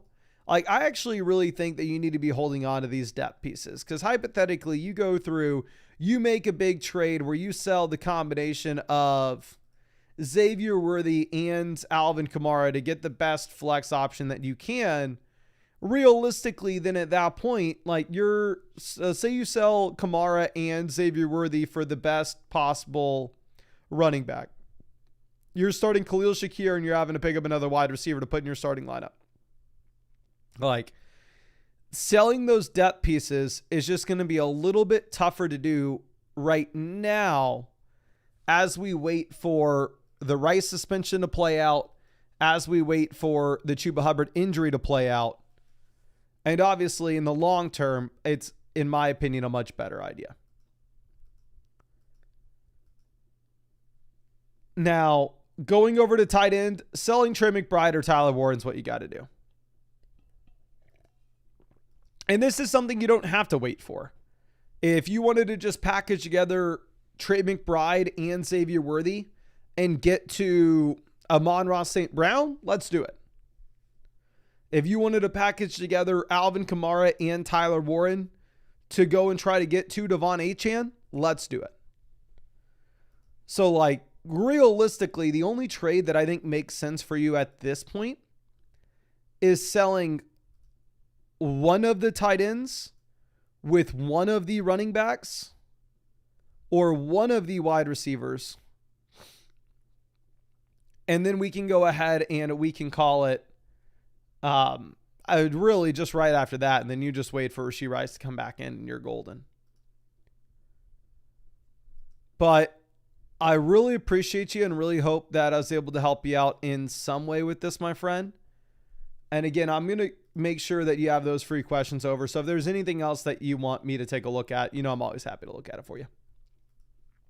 Okay.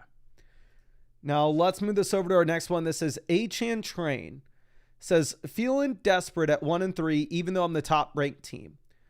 Do I use my running back depth to trade for an upgrade at quarterback or wide receiver? Or can I trust my team as is to climb back up in the standings? Thanks, Mason, you the GOAT. Thank you, my friend. We are Go Brock yourself. We are the top team in the league standings. And we're the third team in actual points scored. So it's not like you just have value. At the same time you're scoring points, realistically, your record is just unlucky based off matchups. So I don't want to stress about this really at all here, my friend. Now, looking at what we have at quarterback, it's a 2 wide receiver, 1 flex format. So in my opinion, QB is going to be extremely important here.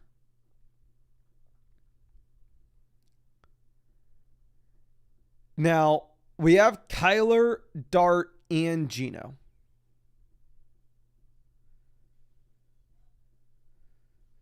So looking at these 3 starting quarterbacks, like I would say 1, I don't want to be rostering all 3 of them. I think you pick your 2 favorite and you cut the other. And 2, we're not that excited about any of them. So quarterback, in my mind, the biggest weakness on your team. Going over and looking at what we have at running back, we have Achane, Javonte, Scat as 3 players that we're starting right now. We still have plenty of long-term upside with Bucky. Wide receiver, we have London, we have Pickens, we have Tet. So obviously London on bye, so we kind of need Pickens and Tet to play right now. We get London back in the long term. Long term, we have upside with Matthew Golden as well.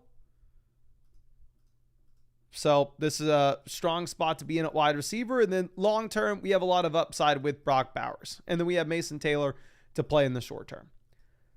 So as we go through and look at this, I would say that I actually really like your team. Don't get me wrong. Like, you realistically could go out there and you could make an improvement, and that would come by getting a better quarterback.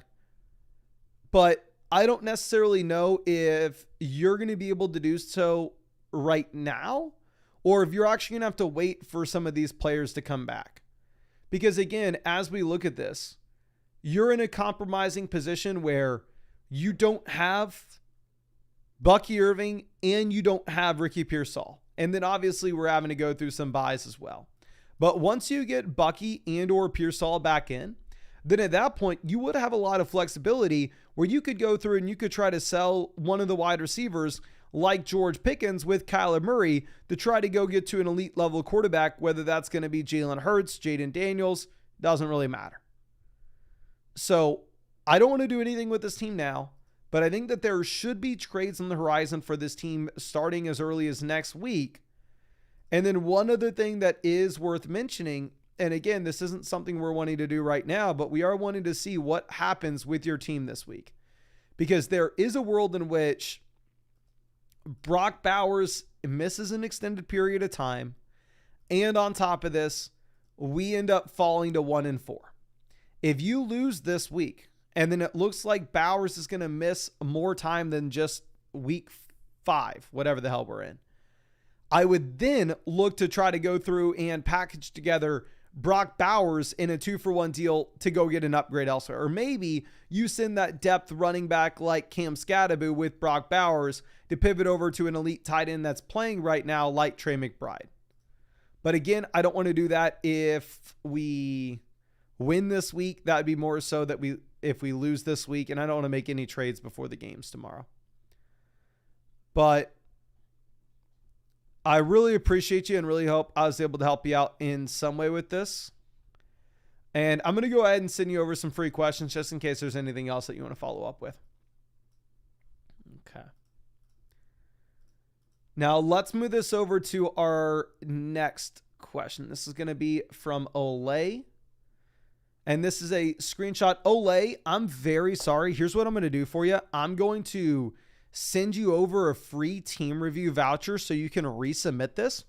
If you play on Sleepers, so it should be stupid simple to link your league, and you should be able to send your link league in here very easily. Just go link your league with the My Teams page, hit manage, and all you have to do is copy and paste your Sleeper League ID and then hit submit, and everything will link. And you can get your Sleeper ID from either the URL on desktop, or you can get it from the settings on the app. So, yeah, please resubmit that. I'm going to be able to give you a much better answer. And then you're saying someone offered 2 trades. Both trades are Lamar, Lamb, and Waddle, Taylor, McMillan, and Caleb. Are for Lamar, Lamb, Waddle, and Taylor, McMillan, and Caleb. Or yeah, I have no idea what those. And if you mind retyping that out so I understand a little bit better. But I'm going to send you over that free team review voucher so you can resubmit this with it linked. I can see all the teams in the league. I can see all the options on the waiver wire and be able to give you a much better assessment. But we'll get this going for Nico's in London in just 1 second. But it does look like we possibly hit 600 likes in the stream. So we need to go ahead and we need to send out some more free questions on the site. And again, if you haven't already, drop a like on this live stream and then drop your flockfantasy.com username in the chat, and we'll go ahead and we'll pick one of y'all to send out free questions to. And then I will say, of course, if you wanted to get guaranteed free questions, you can always do so by taking advantage of the offer on Underdog Fantasy. The offer on Underdog Fantasy at the moment is you play $5 and get $100 added into your account. I've been with Underdog for 5 years. They've been the only sponsor of this channel, and this is by far and away the best offer that they've ever had. Plus, you're going to get a free Drake May pick, higher, lower, half a total yard as well. And on top of that, you'll actually be getting free questions for these live streams. I am live streaming every single day answering your questions. So you should have plenty of opportunities to be able to get them in. But let's go ahead and let's send this out to the Notorious One. Always happy to see you out in the stream and appreciate you hanging out with us as always, my guy.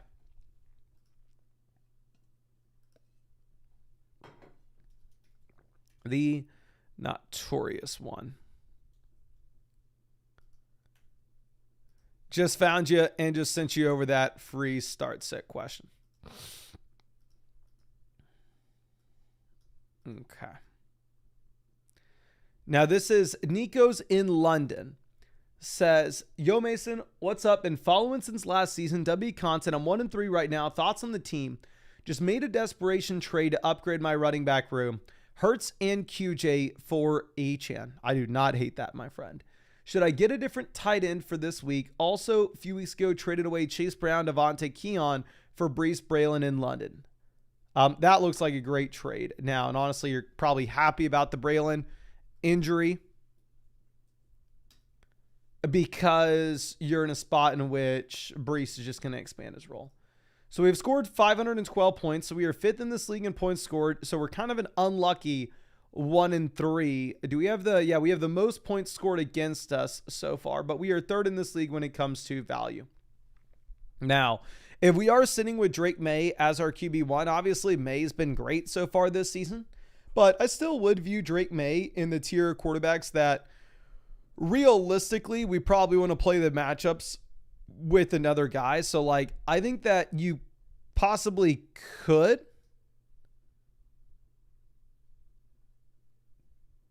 go ahead and pick up Jared Goff. Like, I would drop Ollie Gordon. I know it seems like you really like having those handcuffs, but realistically, if you could pick up Goff, I do view him as a quarterback that's in a different tier than anybody else on the waiver wire. Okay. Now, our next one is going to be running back, where we have Achane, Amari, and Hampton, Breece Hall. So we have 3 running backs that we are confident in starting every single week. We have Rachaad White here as well. So honestly, what I would try to do at this point is you don't really need White. I wonder if we could flip him to somebody else for an upgrade, whether that's at quarterback or whether that's at wide receiver.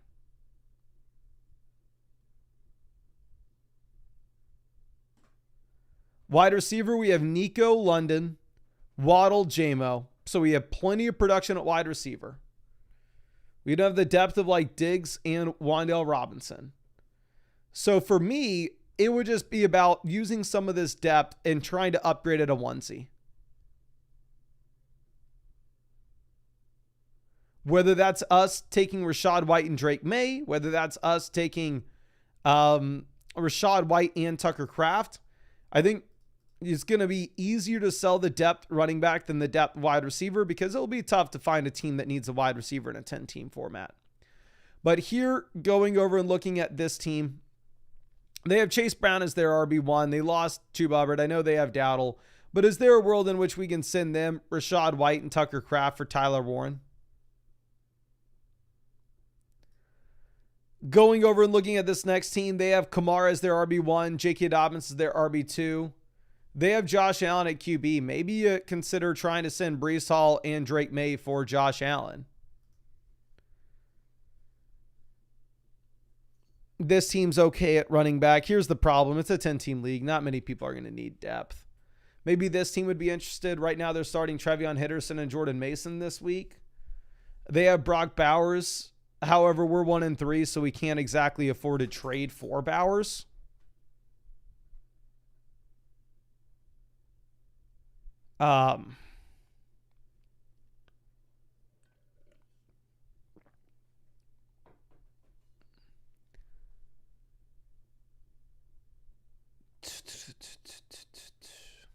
Yeah, I love your team. The only thing is possibly trying to utilize some of that running back depth value that we don't need to upgrade a onesie position with those teams that could actually use the running back starter. But I really appreciate you. I really hope I was able to help you out in some way. And we're going to go ahead and send you over some free questions just in case there's anything else that I can do for you, my friend.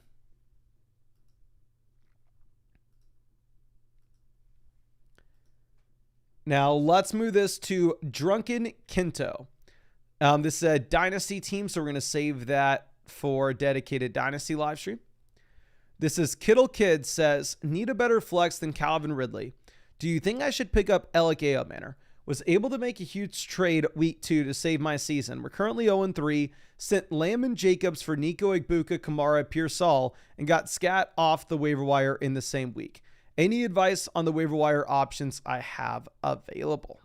Okay. So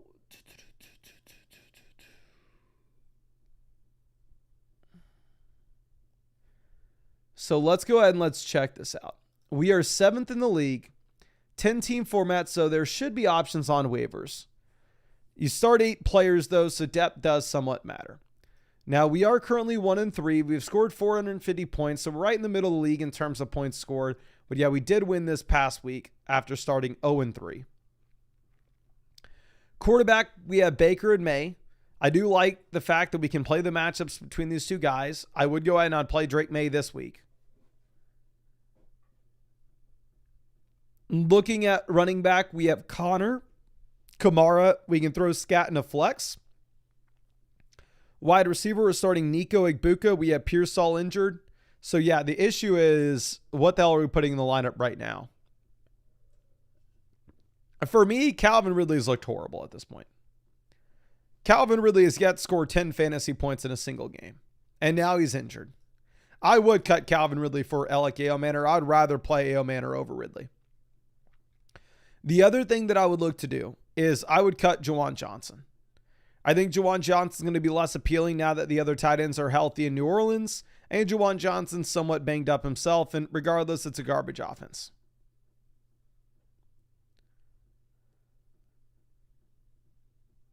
So I would cut Juwan, and honestly, I would probably look to pick up a long-term piece that we're more excited to play in the flex if we run out of depth. That's going to be like Juwan Jennings. So cut Juwan Johnson, pick up Juwan Jennings. Cut Calvin Ridley, pick up Alec Manor. And then beyond that, in terms of trades that you could be making with this team, if you were very scared of losing this week and you think it's going to be close, and you could get a great price tag by selling George Kittle and Ricky Pearsall to go get yourself a great wide receiver we can throw in that second flex spot, let's do it. And honestly, I may put out some feelers Sunday morning and see if anybody would be interested in Kittle. Now, again, you are, and we got the report 1 minute ago that Calvin Ridley is planning on playing this week. But anyway, you're not going through and like selling Kittle at a massive discount.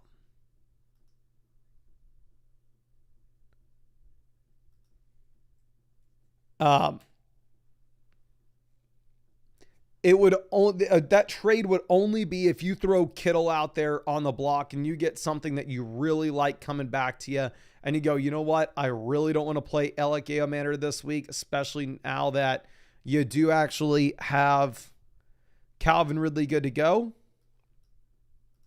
That would be the pivot that we'd be looking to make there.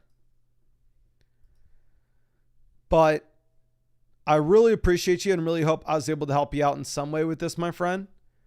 And I'm going to go ahead, send you over some free questions. So if there's anything that you want to follow up with, I'd be super happy to check it out for you. Now let's move over to our next one. This is going to be the anime guy. It says, hey Mason, I'm an annual mother flocker, but every time I try to pick you for a start sit question, it shows choosing you as unavailable. As for the team, league is an 8-person team, so everyone's deep. In your opinion, what's the scenario that I need to break the emergency glass and sell Gibbs for a wide receiver? Probably means you already went through your start sit question vouchers. I'll send you over another start sit question voucher, my guy, just in case you want to send us something after this. But we'll also submit the starting lineup here. Okay, so let's check this out. And here's going to be the thing, man. It's an 8-team league. So in an 8-team, 2 wide receiver, 1 flex format, the last thing that we want to do is sell an asset like Jahmyr Gibbs. You are highly, highly incentivized to just build around these quote unquote untouchable names and try to go acquire them in any way that you can, even if we have to overpay. So how that would look is on this 1-3 team, we did win this past week. But if you could go through and if you could say, hey, we're 1-3, I know Trevion Henderson has a lot of upside. But if I can send Trevion Henderson and Brian Thomas and go and get somebody like Nico Collins, it's an absolute no-brainer. If I can send Quinshawn Judkins and Brian Thomas to go and get Amon-Ra St. Brown, it's a no-brainer.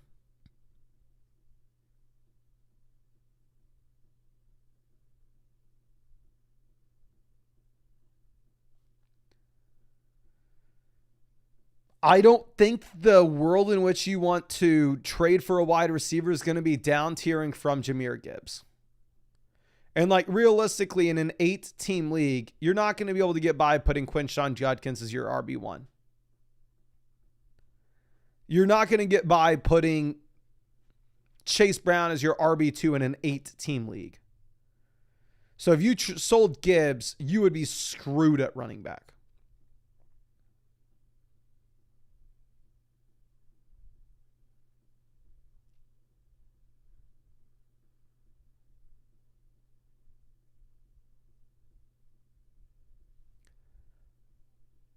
So I would just be, and I like having the elite quarterback. I like having the elite tight end in this format. I would just be doing anything you could to try to sell like Trevion Henderson with one of these wide receivers to go get a wide receiver upgrade.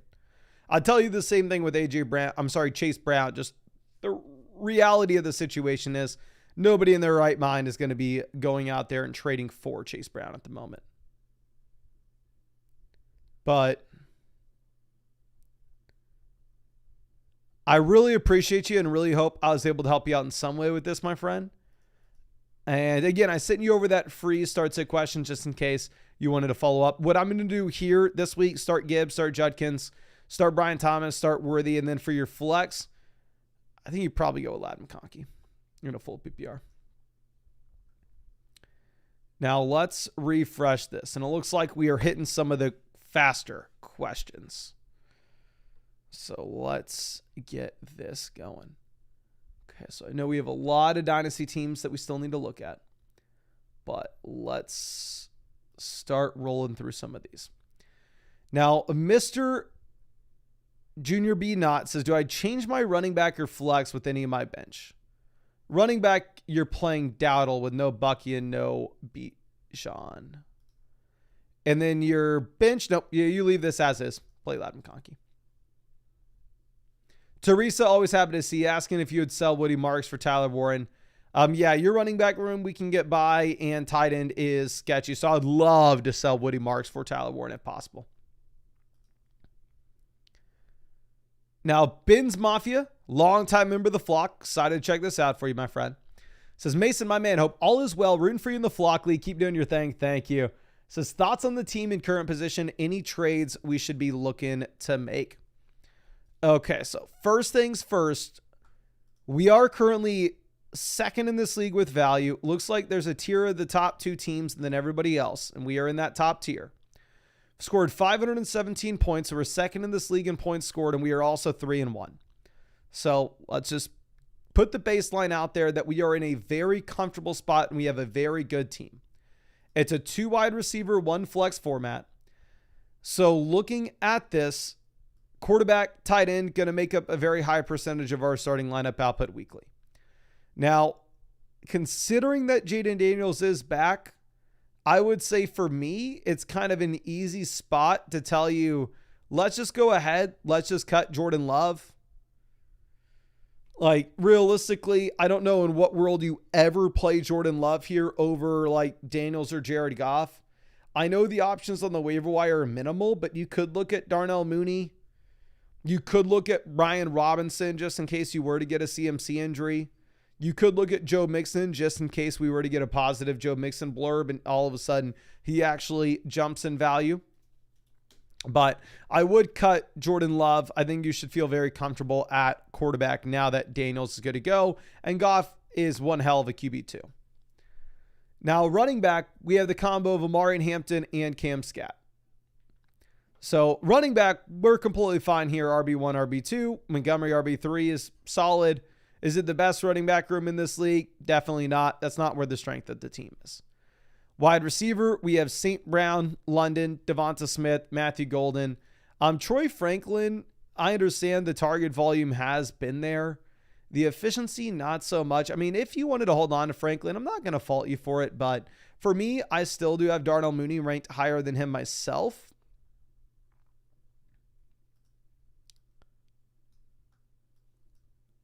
Trying to think if there's anything else. And then we have the elite tight end with Tyler Warren. I'm sorry that I'm stalling. I'm trying to come up with something for you here, my guy. Because realistically, the only thing that I think I would do if this was my team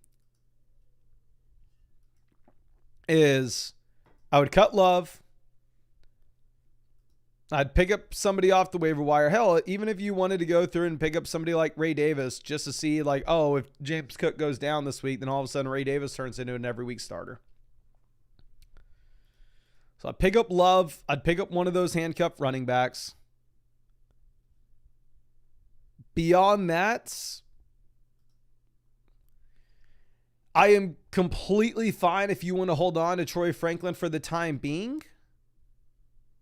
And go like, oh, okay, well, let's see Franklin this week if he doesn't do anything, then after this week, we can go ahead. We can move on from him. We can pick up Darnell Mooney or Jaden Reed. They'd both be through their buys and 1 week closer to returning from their respective injuries. But in terms of trades, I think that your team's actually very well situated. And I don't necessarily think that there's a trade I would look to make here. I wish I had something for you, my guy. You know, I appreciate you sticking with us as always, but I'm going to go ahead and send you over some free questions. Again, I feel bad that I don't really have anything to tell you, but I like your team a lot. Okay. And we got another one for Ben's Mafia here. Says this, the other league, some questions, thoughts on the team, current position, and any other position we should be looking to upgrade, trade thoughts, but thinking of trading for an elite wide receiver. So we are first thing I forgot to even mention. Congrats to your Gators taking down my Texas Longhorns and making me just hate the fact that people even tried to get me excited about Arch Manning. Like, what the hell? But congrats to your Gators, my friend. Anyway, this team, we are first in this league with value. It is a 10-team, 2 wide receiver, 1 flex. So here, having the elite quarterback, having the elite tight end is going to be massive. We have Josh Allen. We have Tyler Warren. We're 3-1. We've scored the second most points in this league for this reason. Absolutely love to see it. Then beyond this, looking at what we have when it comes to running back, we have Saquon Barkley, Chase Brown. So an exciting RB1 and RB2 that we can get by with because you still have Chase Brown seeing all the volume here in Cincinnati. We have Chuba Hubbard as an injured RB3, but we have Woody Marks. We have Rashad White as a fill-in as well. Going over to wide receiver, we have Garrett Wilson, Rashee Rice for the long-term upside on a 3-1 team. Really excited to see that. We have Igbuka. We have Brian Thomas. So long-term, once Rashee Rice is back in here, I mean, I think it makes a lot of sense to try to parlay some of this wide receiver depth into maybe getting a better running back too. Short-term, really the only thing that I would say that we possibly want to be doing here is, I guess if you could send one of our depth running backs to an RB needy team right now, because like we have plenty of depth at running back, right? We have Rashad White as our running back 5. But if you wanted to go ahead and try to send, say, like Woody Marks and Garrett Wilson to get to the true wide receiver 1 tier, like if we can find a team that has Amon-Ra St. Brown that needs help at running back, I think that could be interesting. Now, let me sort this by the teams that are worst in this league at running back. So this is the worst team in the league at running back. They have Judkins, Montgomery, Dobbins. Like if you could send them Woody Marks and Garrett Wilson to get to Amon-Ra St. Brown and get to Justin Jefferson, I think that would be interesting with how shallow the league settings are here. This team has Dermicado as their RB3 at the moment. If you can make that deal to go and get a Jackson Smith and Jigba, I'd be interested with that as well. This team is Pollard as their RB3. Obviously, I mean, if we had any world in which we could get to Puka Nacua by possibly selling Chase Brown and Garrett Wilson or Chuba Hubbard and Garrett Wilson, we would. But again, much easier said than done. There's no way in hell we get to Puka, but I'll send out the offer, see what they have to say. This team has the Bucky injury. They have Javonte, Kenneth Walker starting at the moment. They don't really have that clear pivot upgrade for us. But let me see if there's anything else that we could discuss with this team. Not exactly. I like this team a hell of a lot more than the other one, to be honest. I don't know if it's just because it's a 10-team format, so obviously every team's going to look a little bit better. I think you're in a really good spot with this. And once you do get Rashee Rice back in, then obviously it becomes very reasonable for us to try to sell like Brian Thomas or Igbuka in a 2-for-1 deal with Chase Brown or Chuba Hubbard and go get a running back 2 that we're very excited to start every week going into the future. But I really appreciate you and really hope I was able to help you out in some way with this, my friend. And yeah, let me make sure I send you over some free questions for these as well. Okay. I do. I got to log out, log back in if we're going to keep on sending these free questions out. Now, it does look like we hit 700 likes on the stream. So let's go ahead and let's send out a free question to somebody in the chat. So again, all you got to do to qualify to win those free questions, stupid simple. You just have to drop a like on this live stream and then drop your flockfantasy.com username in the chat. And then we'll go ahead and pick one of y'all to send out that free question to. And I will say as well that you can always get the guaranteed free questions by taking advantage of the offer on Underdog Fantasy, where if you go over to Underdog Fantasy and use promo code FLOCK, you will get $100 added to your account after you play your first $5. It's the best promo that we have seen Underdog do literally in the 5 years that I've been with them. I haven't seen anything like this. The second thing is you're going to get a free Drake May pick, higher or lower, half a total yard for tomorrow night's game as well. And you'll get free questions that you can ask in the live streams every single night. So link to Underdog Fantasies in the description, and it's in the live chat. Underdog is available in almost every single state. Now let's send out this free question over to D. Jerome. See if I spelled this correctly. I did, my friend. I can't find you. I don't know if you used code FLOCK when you signed up to the site, but if you didn't, you can add it to your account page. So we'll send this over to Majin Boom. Really appreciate you hanging out with us in this stream. Okay. And now let's make sure we send over these free questions to Ben's Mafia. And let's start ripping through some of these quicker questions. This is from a myth, trading Chase Brown, Rashee Rice for Kamara and Trey McBride. Chase Brown to Kamara upgrade, Rashee Rice to Trey McBride upgrade. Yes, I'd make this deal. Now, Tony Mayo, wide receiver. We got to figure out two to bench between Johnston, McMillan, A.J. Brown, and Pickens. I'm going to be playing Pickens and Tet McMillan, getting the guaranteed target volume. I hope I'm wrong. Definitely have a lot more money invested in Quentin Johnson than those guys. So hopefully the big Q comes through and continues to play the way that he has been. Now, T560 trading Puka and Jordan Mason for Taylor and Lamb. Running back, we lost Bucky. You're strong at RB. We're strong at both spots. I will say, if you have a winning record, you can make this deal. I hate to ever tell anybody to sell Puka Nacua because Puka is one of those untouchable assets. But this is a fine price point where if you sold Puka and Jordan Mason for Taylor and Lamb and you're like 3-1 and we can wait for Lamb to come back in, I think it is interesting. Now, Stevie Olson trading Igbuka Worthy for Bucky Irving. Leftover at receiver, we'd have Pittman, Keenan Allen. Here's the thing, man. You have Lamb injured, you have Terry McLaurin injured, and you have Rashee Rice suspended. Are you sure that you're the team that should be going through and trading for another injured player right now? I would say probably not. So I'd probably tell you to keep Igbuka and Worthy here. Okay. Now, Pasta Bro says any trade / waiver / start set advice is appreciated. Thanks. Thank you, my friend. First things first, I do want to point out that you are the number one team in this league, right? So the baseline is you have a very strong roster here, and you really shouldn't be in a position where we have to do much. Now, we are 2-2. We've scored 547 points, so we're second in this league in points scored. So we are kind of an unlucky 2-2, to be honest.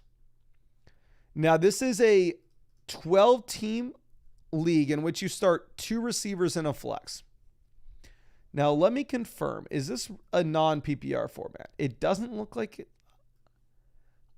Pasta Bro, if there's any shot that you're in here, and you could confirm if this is a non-PPR format or not, that would be massive. I'll talk about it in both scenarios, as if this was a PPR league and a non-PPR league. Quarterback, Lamar Jackson in a 2 wide receiver, 1 flex format. Love to see it regardless. Obviously, a little bit painful with the Lamar injury, but in the long term, quarterback's going to make up a very high percentage of our starting lineup output here. And Lamar Jackson should still score a ton of points. We just kind of need him back, of course. Now, looking at the short-term fill-in of Jackson Dart, I don't love it post Malik Neighbors injury. I was excited about Dart last week because of the rushing upside. But now that you have no Neighbors, it is just going to be a little bit tougher to imagine the upside in this offense. Now going over to running back, we have Amari Hampton and Quinshon Judkins. If so, a full PPR format, I would typically want to be flexing an RB. And our running back depth here is okay, but it's not phenomenal. Going over to receiver, we have St. Brown and Pickens in our starting lineup. You'll love to see it. We have Tet. We have Keenan. Solid there. Very well balanced team. We have Brock Bowers and Kyle Pitts at tight end. So we have Bowers for the long-term upside, and we have Kyle Pitts in the short term. So in terms of how you're submitting your starting lineup, you're probably putting Tet in the flex this week kind of regardless. You're really sending a prayer up that RJ Harvey takes over from J.K. Dobbins soon.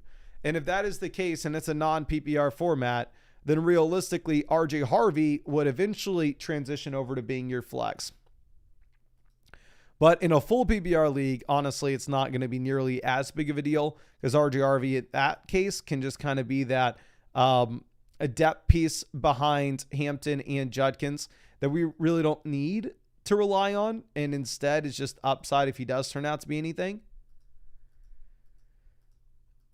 I would like this team more if it's a full PPR format than if it's a non-PPR league. If it is a non-PPR league, there is a world in which you could talk me into trying to send Tet McMillan and RJ Harvey on a 2-2 team where we're dealing with Lamar and dealing with Bowers injuries. So our production in the short term here may be a little bit sketchy.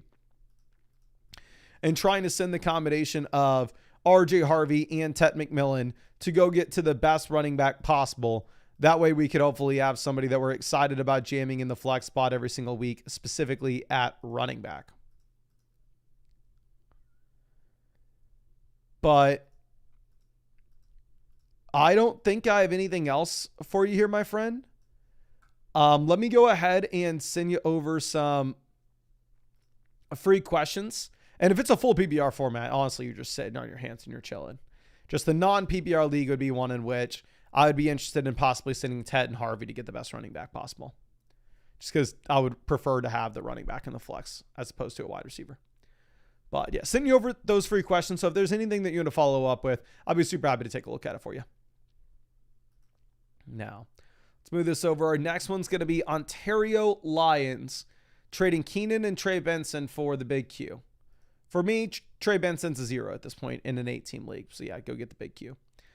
Quinn Taylor, I'm starting Goddard over Jawan and Hawkinson now that you have Jawan banged up and you have actual other tight ends playing in New Orleans. And then looking for the flex, I'm just going to be playing Jordan Mason here, keeping it stupid simple. No Aaron Jones, Jordan Mason's just going to have all the work, right? So I think you just got to play him. Now, Cactus Dan with a trade said you trade me Rome or Rice 1-for-1. You can tell I have Bucky at 23 overall and Rome at 21 overall in my rest of season ranks. Wide receiver, you actually need some help. So here's the thing. If Bucky Irving was going to be playing next week for sure, I would for sure tell you that I would rather have Bucky Irving over Rome Odunze. But here's the issue. We have no idea. And because we have no idea,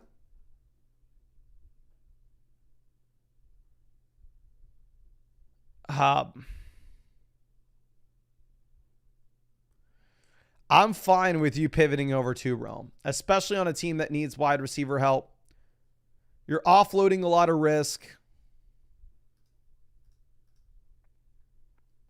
It's not a smash by any means. There's still a way that you lose this trade, and the way you lose this is just Bucky turns out to be A-okay.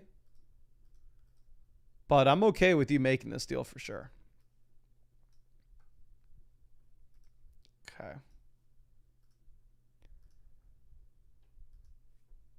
Now, ire fire with our next one. Trading Sutton for Tyler Ward and Sharp. Yeah, I'd rather have Tyler Ward over Sutton. Like, Tyler Ward at this point is turning into one of the very few tight ends that you can actually trust. Now, Jules Gomian trading Achane and Rome for Michael Carter and Jamar Chase. Yeah, Chief, here it's Achane, not close. I'd rather have Achane straight up over Jamar Chase at this point. Now, Jeffries is sitting at 4-0, thanks to drafting Puka and CMC at the 1.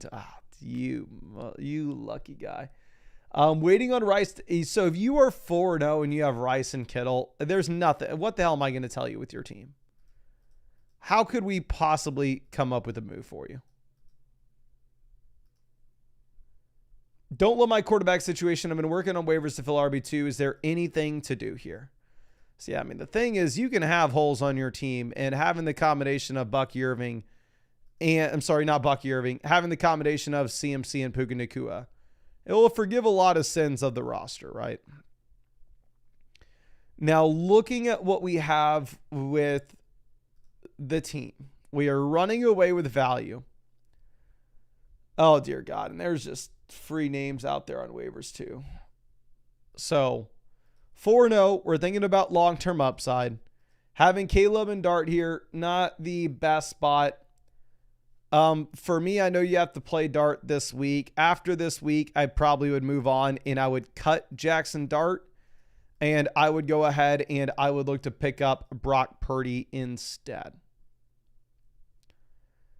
Now, looking over at what we have at running back, we are currently sitting with CMC, and then we have Rashad White that we can play in the short term with the Bucky injury. And then we have the long-term rookies with RJ Harvey and Woody Marks continuing to get better. Going over to wide receiver, we have Puka, Rice in the long term, Egbuka, Worthy, Ladd, Ricky Pearsall in the long term. And then tight end, we have George Kittle in the long term. So this team is incredible. I do not make a single trade with this team as of October 4th. Now, that doesn't mean we're never going to make a trade with this team. Realistically, I think there will eventually be something we want to do. And what I think we'll eventually want to do will actually be us going ahead and us either selling a wide receiver depth piece for a running back 2 or for a quarterback upgrade. So I don't think you want to sell that wide receiver depth piece yet because we have Pearsall injured. Not only do we have Pearsall injured, but at the same time,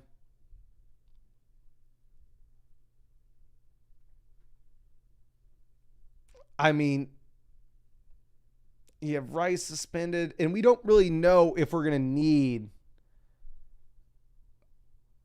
Yeah.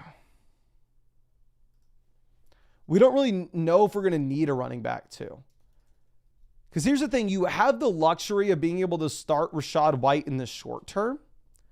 So since you can start Rashad White in the short term, once Bucky Irving does come back, then at that point we can reassess where we're at with RJ Harvey and Woody Marks. And maybe by that point, RJ Harvey's taken over the backfield in Denver. Or maybe we're very confident in starting Woody Marks in Houston. So,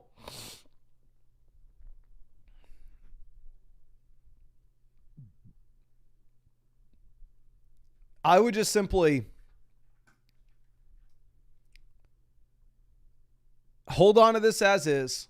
Once Rice comes back, go and sell like Egbuka and Caleb for an elite quarterback, or Egbuka and Harvey for a top-end RB, depending on what looks more important to us at that time, running back or quarterback. But I don't want to do anything with this right now. You're steaming. You're 4-0 with Rice suspended and Kittle injured, so it's only going to get better.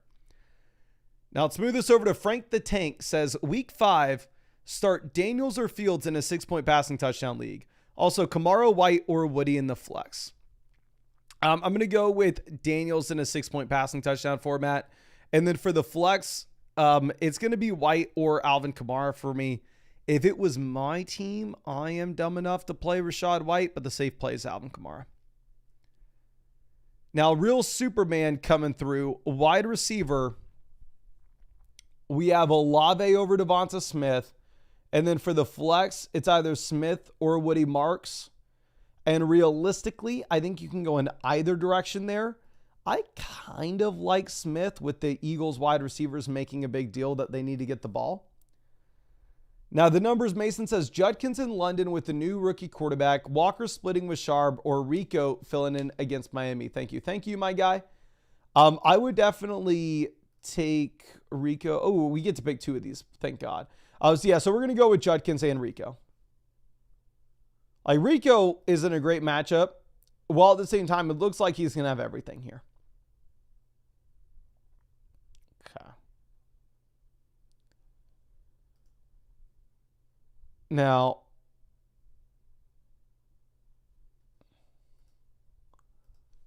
let's move this over to our next one. And what I'll probably need to do here is, let's figure out how many more teams we have to look at. Okay, so we are whatever's after Drunken Cato. Okay. We're actually really caught up on these questions, which is good. Okay, we are checking out Lord's Child.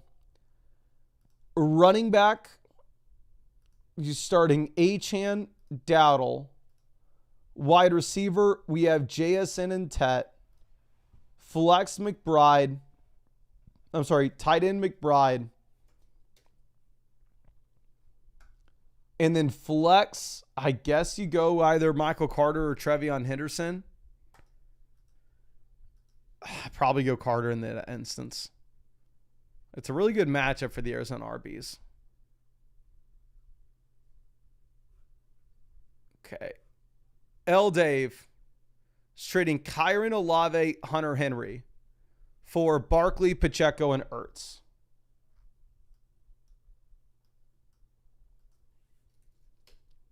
Okay. Kyron to Barkley upgrade.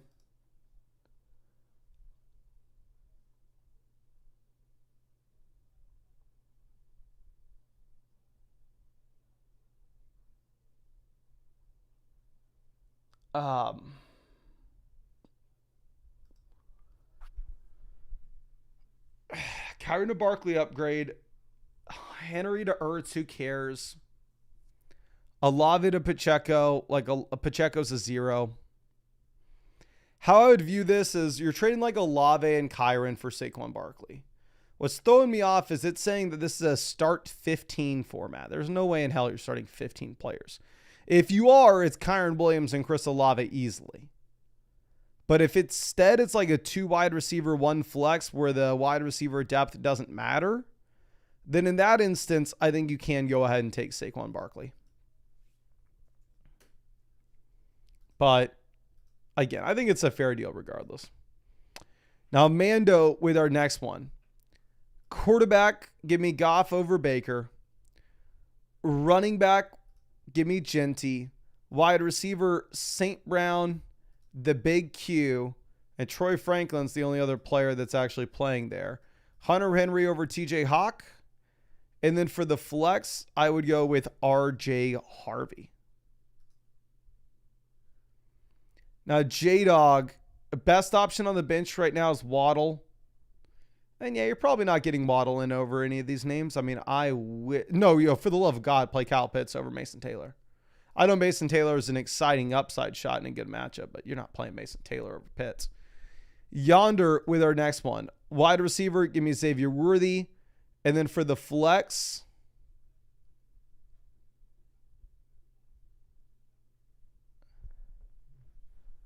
Waddle, Harrison.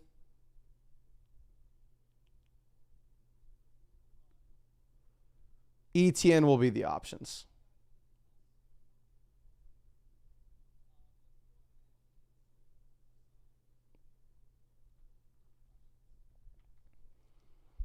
I think ETN's going to give you the baseline floor with opportunities.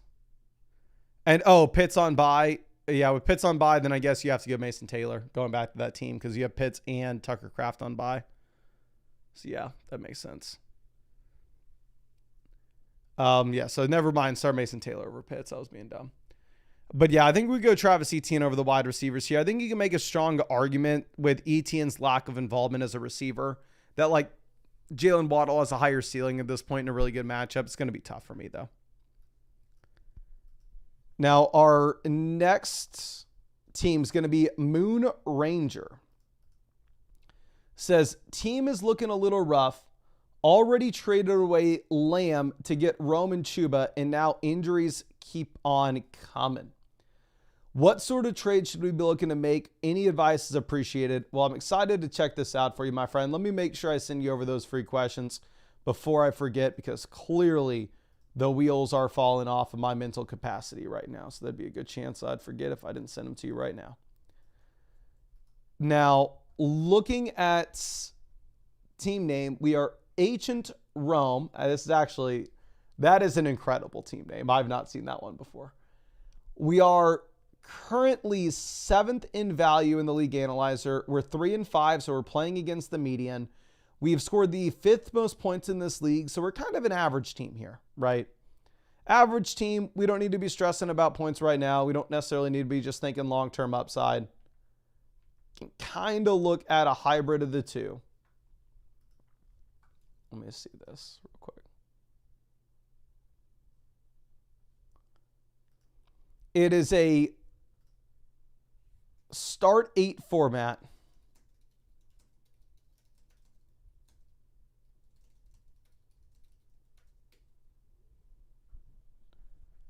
We have Kyler and Daniel Jones as our 2 quarterbacks, so we can play the matchups here between them weekly. I would actually probably play Daniel Jones this week. Looks to be a really good spot here for the Colts. Running back, we have Javonte and I guess Pacheco in the lineup right now. Wide receiver, you have Wilson, Brian Thomas, Waddle. Actually, I'm an idiot. I'm looking at the wrong team here. God damn. The wheels are falling off. I realized I thought his team name had A-Chain and Rome in it. So this is the team here. Much better quarterback room. We have Jaden Daniels and Drake May.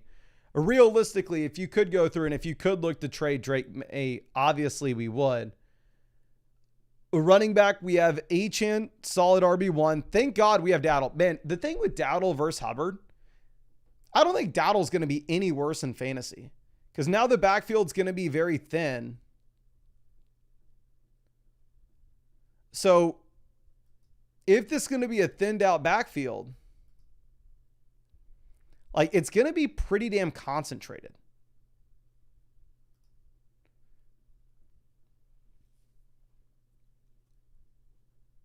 Looking over at wide receiver, we have Rome, Pickens, Olave, Evans, Ladd. So here's the thing. You do not need to stress right now. Because your starting lineup this week is Achane, Dowdle, Pickens, Olave, Ladd. And then I guess you throw RJ Harvey in the second to last spot. We're 3-5, so it's not like you are on the brink where you just absolutely have to win right now. What would be interesting is, if you can just pivot from Drake May and use him to maybe move up from RJ Harvey to a running back that you're a little bit more excited about starting in the short term. Like we would, if you could go Drake May and RJ Harvey and get, I'm not going to say Chase Brown. I know people would scream at me for that. But get a running back that you're excited about their workload over the next few weeks. Because realistically, whoever you trade for, you're in a really good spot to just kind of assume that they're hitting your flex anyway. And then once Mike Evans comes back, you don't necessarily even need that flex play. So if you were making a trade, again, it's trying to send like May and Harvey to go get an exciting play right now, but I think you're going to be fine. I think you get a lot of the upside here because you were able to pick up Dowdle anyway. And then obviously long-term tight end, we're chilling with Tucker Kraft. Just have to deal with the bye week this week.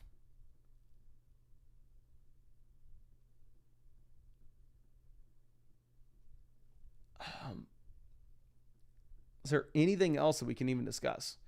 A best waiver wire option would be Tyler Algier. I'd cut Trey Benson for Algier if you had Trey Benson on the actual roster and you didn't have an IR slot. But if you had an IR slot, then obviously you don't do that.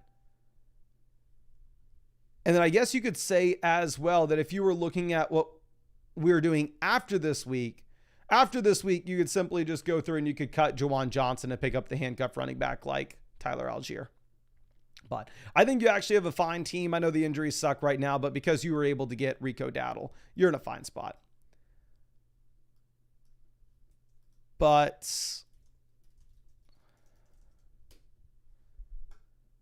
I really hope I was able to help you out in some way with this, my friend. And again, thank you so much for being with Flock. Sorry for looking at the wrong team there. Tire drive with our next one. Running back, Rachaad White versus Judkins. You probably go Judkins, but I'll be honest with you, Chief. If it was my team, and I know this is an embarrassing thing to admit, but it's just what I would do. If it was my team, I would consider moving from the big Q to Rachaad White in the starting lineup.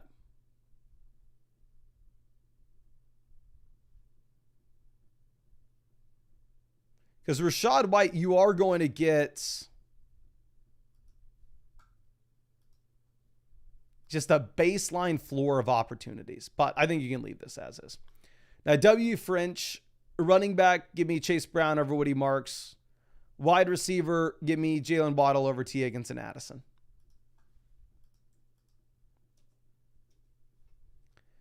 Now, Jesus here, wide receiver. Give me Marvin Harrison over Wandale and Keenan and hope that it's one of the few good weeks that we get from Marv this year. Pet Dat Dog coming through. For the flex, Rachaad White, Jordan Mason will be interesting. Full PPR format, I do think Rachaad White's going to have a larger role as a receiver specifically. So in a full PPR league, I actually think I may pivot from Jordan Mason to Rachaad White, especially with, I guess both guys have tough matchups, to be honest. Now, T-Zip trading Genty and Adams for Barkley and Tet. Genty to Barkley upgrade, Adams to Tet upgrade. So yeah, I would do this. Berg with our next trade, trading Judkins for Lamb. Do it in a heartbeat. 100% run for it. One of these guys is playing with Dylan Gabriel.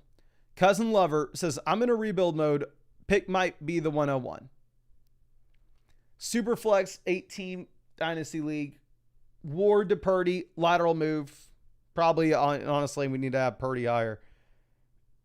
And then, yeah, you're trading Ladd for what could be the 101. Give me that pick easily and give me the a lot. Yeah, we're going to go ahead. We're going to take the Purdy in the first side if you're thinking that's going to be an early pick. Now, Jay Soon trading Jettas and Swift for Hampton and Marv.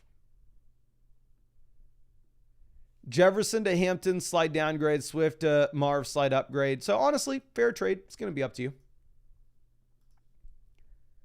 Just for L, trading Keenan and Worthy for Hendo and Sutton. I think you're upgrading at 2 spots. So yes, sir, I would do this. I think Worthy is an interesting sell high candidate, considering you have Rashee Rice coming back soon and you have potential risk for re-injury for Xavier Worthy. Okay. Now let's move this over. Dead typeface with our next one. Here for the flex between Sharbs and RJ Harvey. It's really the only 2 players that we even have. It's tough.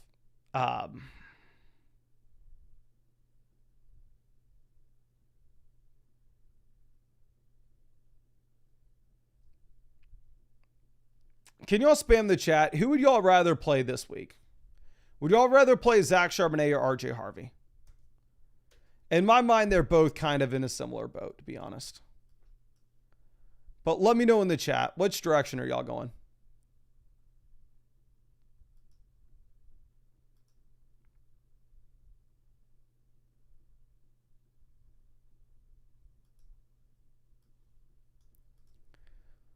Harvey. It looks like almost everybody is going Harvey. We only have a couple Zach Charbonnets mixed in here. So, yeah, go ahead and play RJ Harvey. I don't really have a preference over him. And if everybody in the chat saying one guy versus the other, you go with that one guy. Now, Gyroid trading Swift and Jennings for Judkins. Give me Judkins. No brainer. Unlock Joint trading Hendo and Igbuka for Genty. Can't see the team. I think it's a fair trade. And it's going to come down to your preference. For me, I'm a little bit lower on Igbuka rest of season. I have him at wide receiver 15 because I do think eventually there's going to be a lot of target competition in Tampa when Evans and Godwin are both fully healthy. Okay.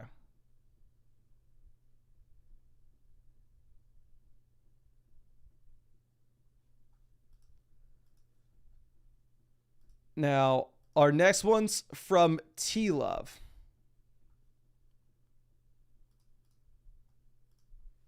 Flex. It's Brian Thomas, AJ Brown, or Chase Brown. Half PPR format. I think you probably just, it's close. I think you can go AJ Brown and Brian Thomas, but Chase Brown does give you guaranteed opportunities.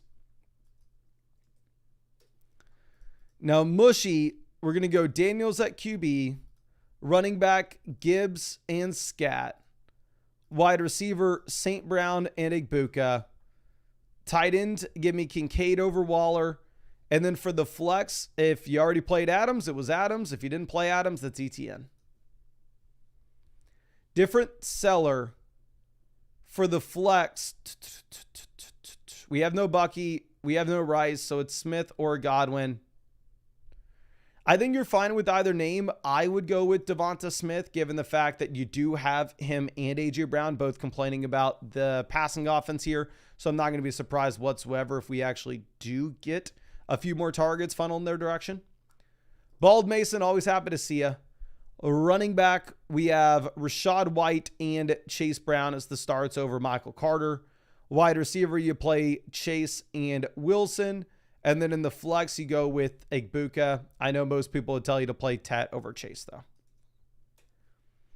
I just think that also Tet's in a bad offense with that quarterback play. Now, Mr. Flippy Scoopy, we're going to go with Daniels over Herberts. And then I guess, yeah, you leave everything else as is. Now, Pretty Printer.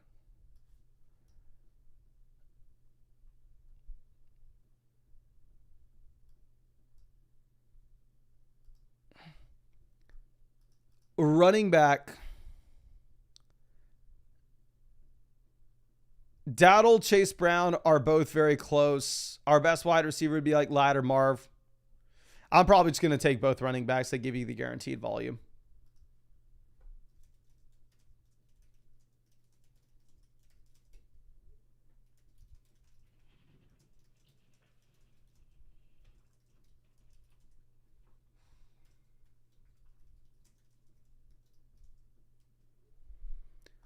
Now look to AM.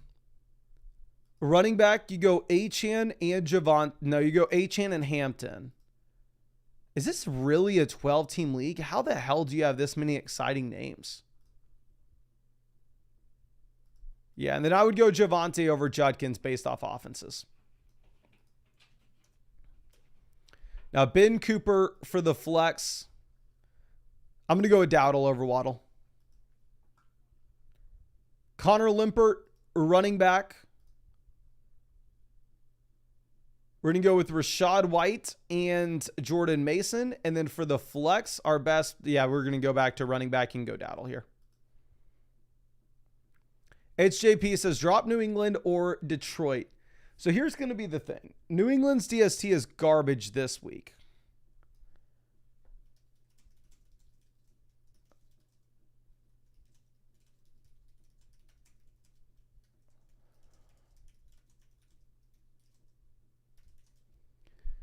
But after this week against Buffalo, you have a beautiful stretch of games. So realistically speaking, I'm not going to fault you at all for honestly holding on to two defenses. I would say that I'm going to go Njoku over Mason Taylor. Detroit's the better option this week. New England's the better option long term. Okay. And then, yeah, it's tough because you don't really have anybody else that you can drop. And then go Njoku over Mason Taylor.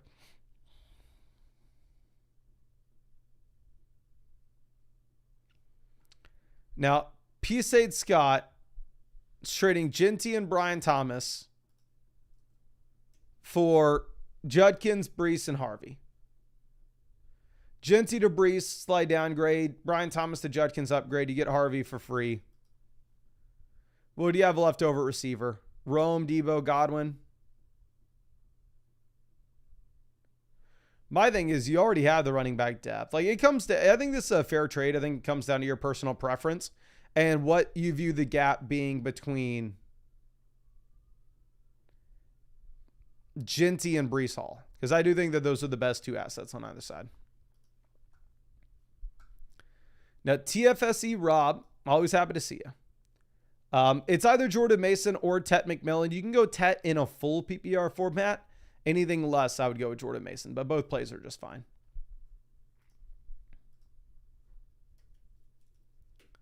Okay, let's move this over to our next one.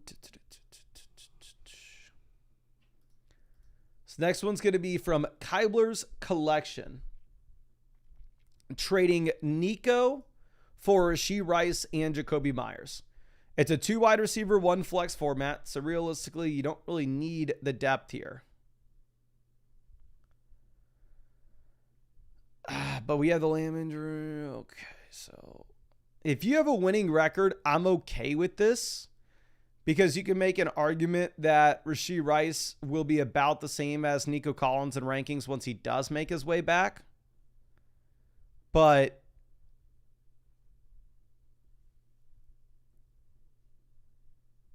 again,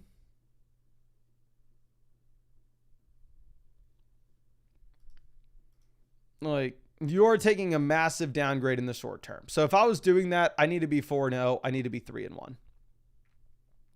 Now let's move this over to Pedro. Pedro, appreciate you and excited to check this out. Says, hey Mason, my team is balls deep. My running back room is stacked, but I'm 2-2. Do you think I should be patient and let my players develop or go out there and trade for a better quarterback, wide receiver 2? Thank you. Thank you, my guy. So let's check this out. So we are currently the number 1 team in the league, and it looks like there is a dramatic drop off to some of these teams here at the bottom. We scored 545 points. So while you're 2-2, you're an unlucky 2-2. You are second in this league in points scored, and we're first in this league with value, right? So I think in reality is you actually have a really good team. Now looking at quarterback where we have Daniel Jones, for me, I would say I'm kind of wanting to start 2 quarterbacks here. If Daniel Jones is my one guy, that way we have 2 options we can play the matchups with. If we go ahead and we look at the options on the waiver wire, in my opinion, Bo Nix is by far and away the best QB on waivers. Now, the difficult thing with this is you have to roster 2 tight ends right now because Tucker Kraft's on bye. We can't cut RJRV. We can't cut Chris Godwin. Your bench pieces are just too good.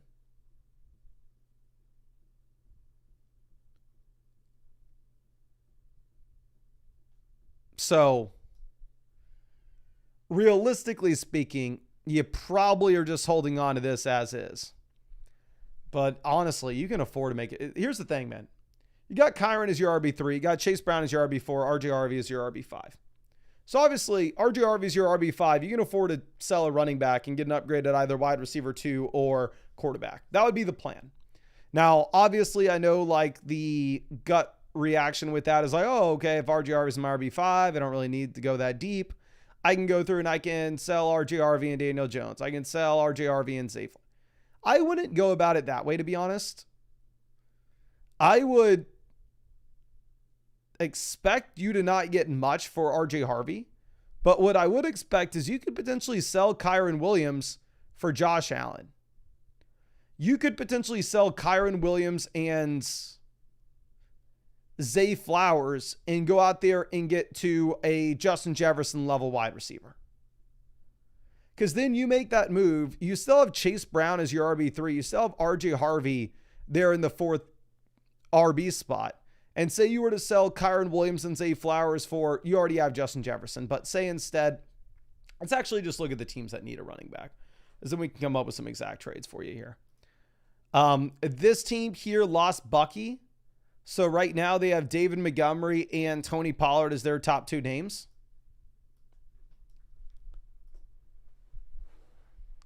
Then we go ahead and we look at what we have with their wide receivers.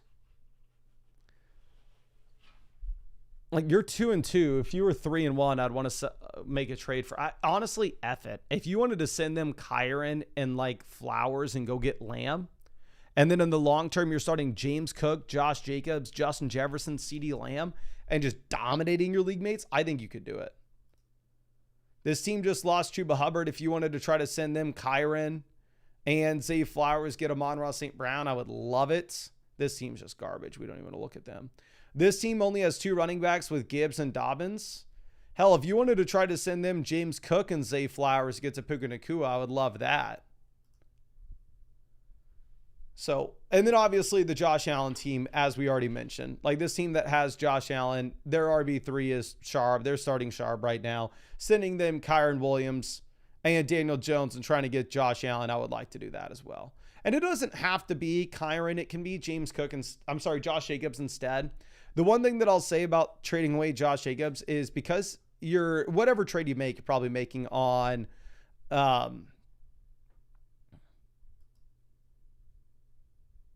Monday, right? Realistically speaking, you make that trade on Monday or on Tuesday. You're in a spot in which, like, Josh Jacobs has already gone through his bye, and any player that you trade for, you're going to get one less game played from them in comparison to Josh Jacobs. So,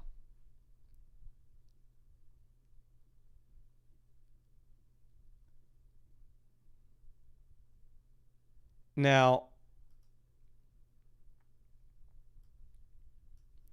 I really appreciate you and really hope I was able to help you out with this, but in reality, you don't really need much help because, again, you have the best team in this league, my guy. I think you're going to be in a good spot regardless. But let me go ahead and send you over some free questions just in case there's anything else that you need help with. But I really appreciate you and hope I was able to help you out in some way here. Now, let's move this over to our next question. It's going to be from Bashworth. It says, need running back this week. We have Bijan, Bucky, Javonte, and Isaiah Davis. I'm currently 4-0, and Alec is my wide receiver 7. I'm completely fine with you doing this. Both of them are waiver wire pieces, and I'm not going to tell you that Isaiah Pacheco is that exciting, but Alec Gale-Manor is the day 3 wide receiver in the league's worst offense. Now, Slane with our next one. Here, running back, I'm going to go White over Henderson. And then for the flex, you go with Devonta Smith, but Godwin is damn close. Okay. Now, Don with our next one. You're going to have to stream quarterback with no Lamar. Tight end, give me Hunter Henry. And then when it comes to the flex, we're probably going to go with Michael Pittman Jr. over Flowers, considering that Flowers is missing. Jonathan, if you're having any issues with your account, you can email support@flockfantasy.com. Manny says, depth-wise, should I do this or wait until week 6? We have Rachaad White, Keon Coleman versus Ladd McConkey. It's a 14-team format where depth matters a ton. But you're fine at running back, so I'd actually do it. Yeah, I think you can get by with it. So, yes, go and get Ladd. 14-team league makes it a little bit tougher, though. But B-Mace here, running back, we're going to go ahead. We're going to take Genty and Travis Etienne. Tight end, give me Hunter Henry. And then for the flex, Chase Brown versus Pittman's going to be close. Full BBR format, most people will tell you Pittman, but I really want to just say, like, hey, man, Chase Brown's going to get the guaranteed touches. Now, B-Maka, we got Brees versus Chase Brown and Chris Olave. This is Brees easily post Braylon Allen injury. Brees is in a much better spot than he was before. Pedro trading Etienne, Brees, and Pittman for Derrick Henry and Ladd McConkey. This is going to be Brees as well. Again, I'm a lot more excited about Brees now that you have Braylon Allen injured. Now, Phil says, was offered this. I like Jacobs, but not sure it's worth it. Any other trade ideas, if any at all? So leftover receiver, we'd have Nico, St. Brown, Debo, J-Mo. So you can get away with it.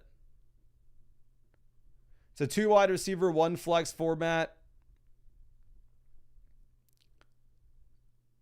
You have such a good team that you have such a good team that I'm not wanting to sell Rice. If you could sell Debo instead of Rice in this, then sure. But for you, we're just chasing the highest upside possible. And obviously Rice is a ton of it. Now, Ale Money, quarterback, give me Fields over Goff this week. Running back, give me JCM over Pacheco. Wide receiver, we're going to go with Jamison Williams and hope we get a spike. Flex. Now, Saram, always happy to see a running back, Chase Brown over Dermicado easily. Wide receiver, Xavier Worthy. And then in the flex, we're going to go with Tet McMillan. And then tight end, go with Jawan Johnson over Mark Andrews. I really don't want to be playing Mark Andrews under the context that you have no Lamar. Okay. Now, I'm just going to filter out the team reviews with this real quick so we can focus in on the trade and start sets. Okay. Now, dollars coming through. Running back, we're going to go with the combination of Chase Brown and we're going to go RJRV over Isaiah Pacheco at this point. Wide receiver, give me Sutton and Olave. And then, oh, dear God, you got to put 2 flexes in. Your 2 flexes will be Hollywood Brown and Isaiah Pacheco. Obviously, I wish we would have started Kendrick Bourne, but if we didn't, it's too late.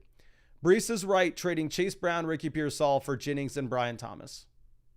Pearsall to Jennings downgrade, Chase Brown to Brian Thomas upgrade. This is a fair deal. I think it's going to be up to you. Now, it does look like we just hit 800 likes on the stream, so let's go ahead and let's send out a free question to somebody in the chat. Again, y'all can tell the vast majority of the questions that we answer in these live streams every night are the free questions. How you can get them is, 1, we just give them out to people that hang out with us in the live chat to enter and to win one of those free ones. Drop a like on the stream and then drop your flockfantasy.com username in the chat. And then also you can get a guaranteed free question by taking advantage of the offer that we have on Underdog Fantasy, where if you go over to Underdog Fantasy and use promo code FLOCK, you are going to get $100 added to your account after you play your first 5. And on top of that, you're going to be getting a free Drake May gimme pick, higher, lower, half a total yard for the Sunday game as well. And you'll get free questions for these live streams. And I'm streaming every single day answering questions until, until Christmas. I'll be here. After that, no guarantees. But until then, I'll be here for y'all. But let's send this over to Breaking Sydney. Okay. Just found you on the site and just sent you over a free start set question. Really appreciate you hanging out with us in this stream. Okay, now Jesse the White Man. Here, running back, give me probably Rashad White over ET. You're probably going to play both these. No, you play Wilson and Igbuka in the flexes. You have an incredible team. Most people will tell you to play Travis Etienne there, but full PPR format. I really do like what you have with just the guaranteed target volume 2. Poppy says, I'm cooked. Do I start Ladd? Your alternative is Godwin. So no, you leave this lineup as is. I think you have a fine team, to be honest. I've seen way worse teams for this week. Zach here, running back, RGRV versus Michael Carter. I'm going Michael Carter, but again, they've said that they're just going to be riding the hot hand in Arizona. Now, Dixie Normus coming through, running back. We're going to be playing the combo of Jordan Mason and Rico Dowdle. And then for the flex spot, we have no Jacobs, no Metcalf, no Pearsall, no Swift. We're going to go Woody Marks over Michael Carter with the recent reports that we have coming out of Arizona. Now, Fecal Phantom. Here, quarterback, give me Daniels over Fields. Running back, we're going to go with Javonte Williams. For the flexes, give me the combination of, this is tough. Full PPR, you can go Worthy and Sutton, but I really do like the idea of getting Jordan Mason in there.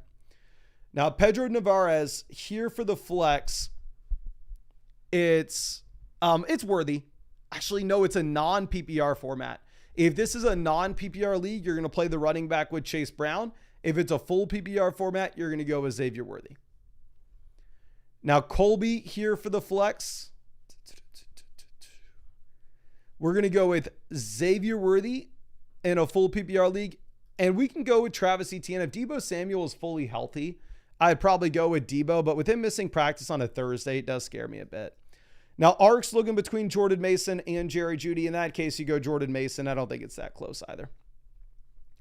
Now, Ferris, give me Baker over Stroud. Do not like the matchup for Baker this week, though. It's not going to be a nice spot. And we're going to go T. Higgins and Woody Marks for the 2 flexes. Now, Solidants here for the flex spots. We have Achane as an auto start. And then probably Woody Marks. It's either going to be Woody Marks or Zay Flowers. The hesitation with Flowers is, again, the Baltimore Ravens project to be a bottom 5 offense in the league this week with no Lamar. Trust Lock says, who should I package together with Bowers to trade? If you're telling me that you have a bad team and you need points right now, I'd probably be trying to send Aaron Jones with Brock Bowers. Now, Kleb the King here for the flex.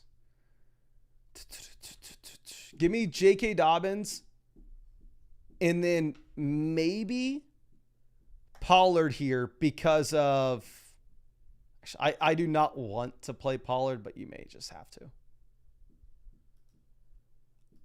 Let's move this over. Tyler Smith. Hey, do you want to go see Ellie?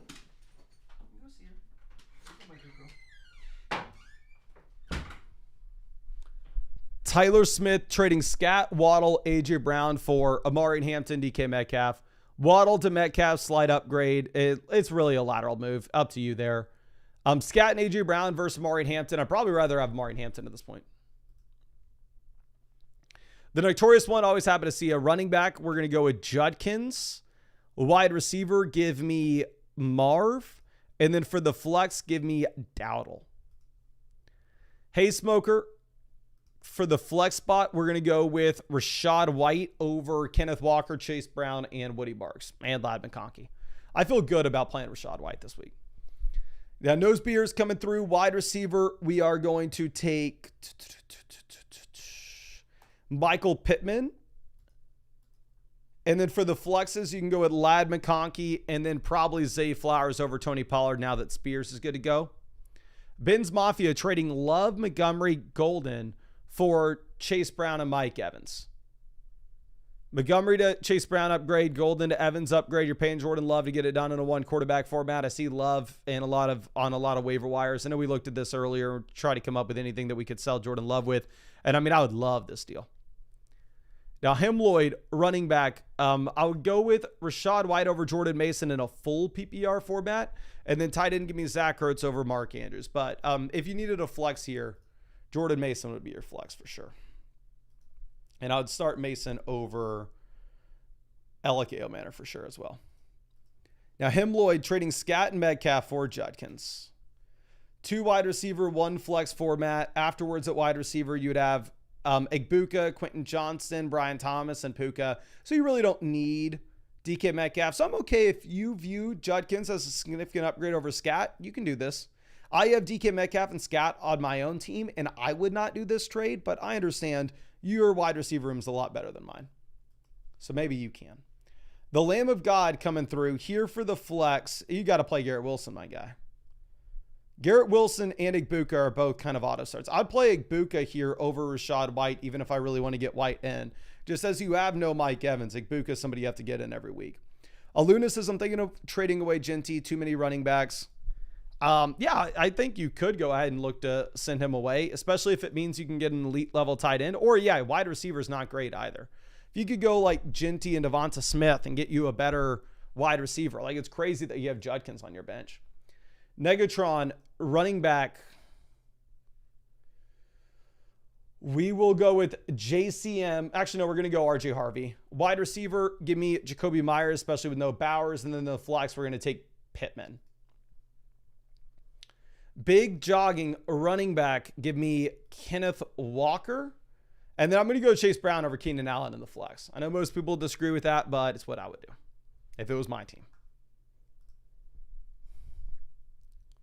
Okay. Let's refresh this, see if we have anything else here. We got JD's quarterback, give me May over Kyler. A running back, give me Rashad White. Flex, let's go Chase Brown. Frock and Flock, Walker, Algier, Igbuka for Brian Robinson, Jacobs, and Jennings. I'm going to go with the Jacobs side. I think Jacobs is in a different tier. If Evans was out for the year, I'd go with the Igbuka side. Now, Phil, always happy to see you, my guy. Says, offered this with Juwan Johnson with the ankle issue. I've wanted to upgrade tight end. I don't think this is a significant upgrade. I think Jacoby Myers is actually in a really good spot now that you have the Bowers injury. I understand like your team doesn't exactly need the wide receiver here with these settings, but I would need to get to a better tight end. I don't think Kyle Pitts is that much better over a replacement level option on the waiver wire. Okay. Now, Dominic Renzi for the flex. Give me Rashad White pretty easily. Free Garrett Wilson, Hampton to Kyron, lateral move.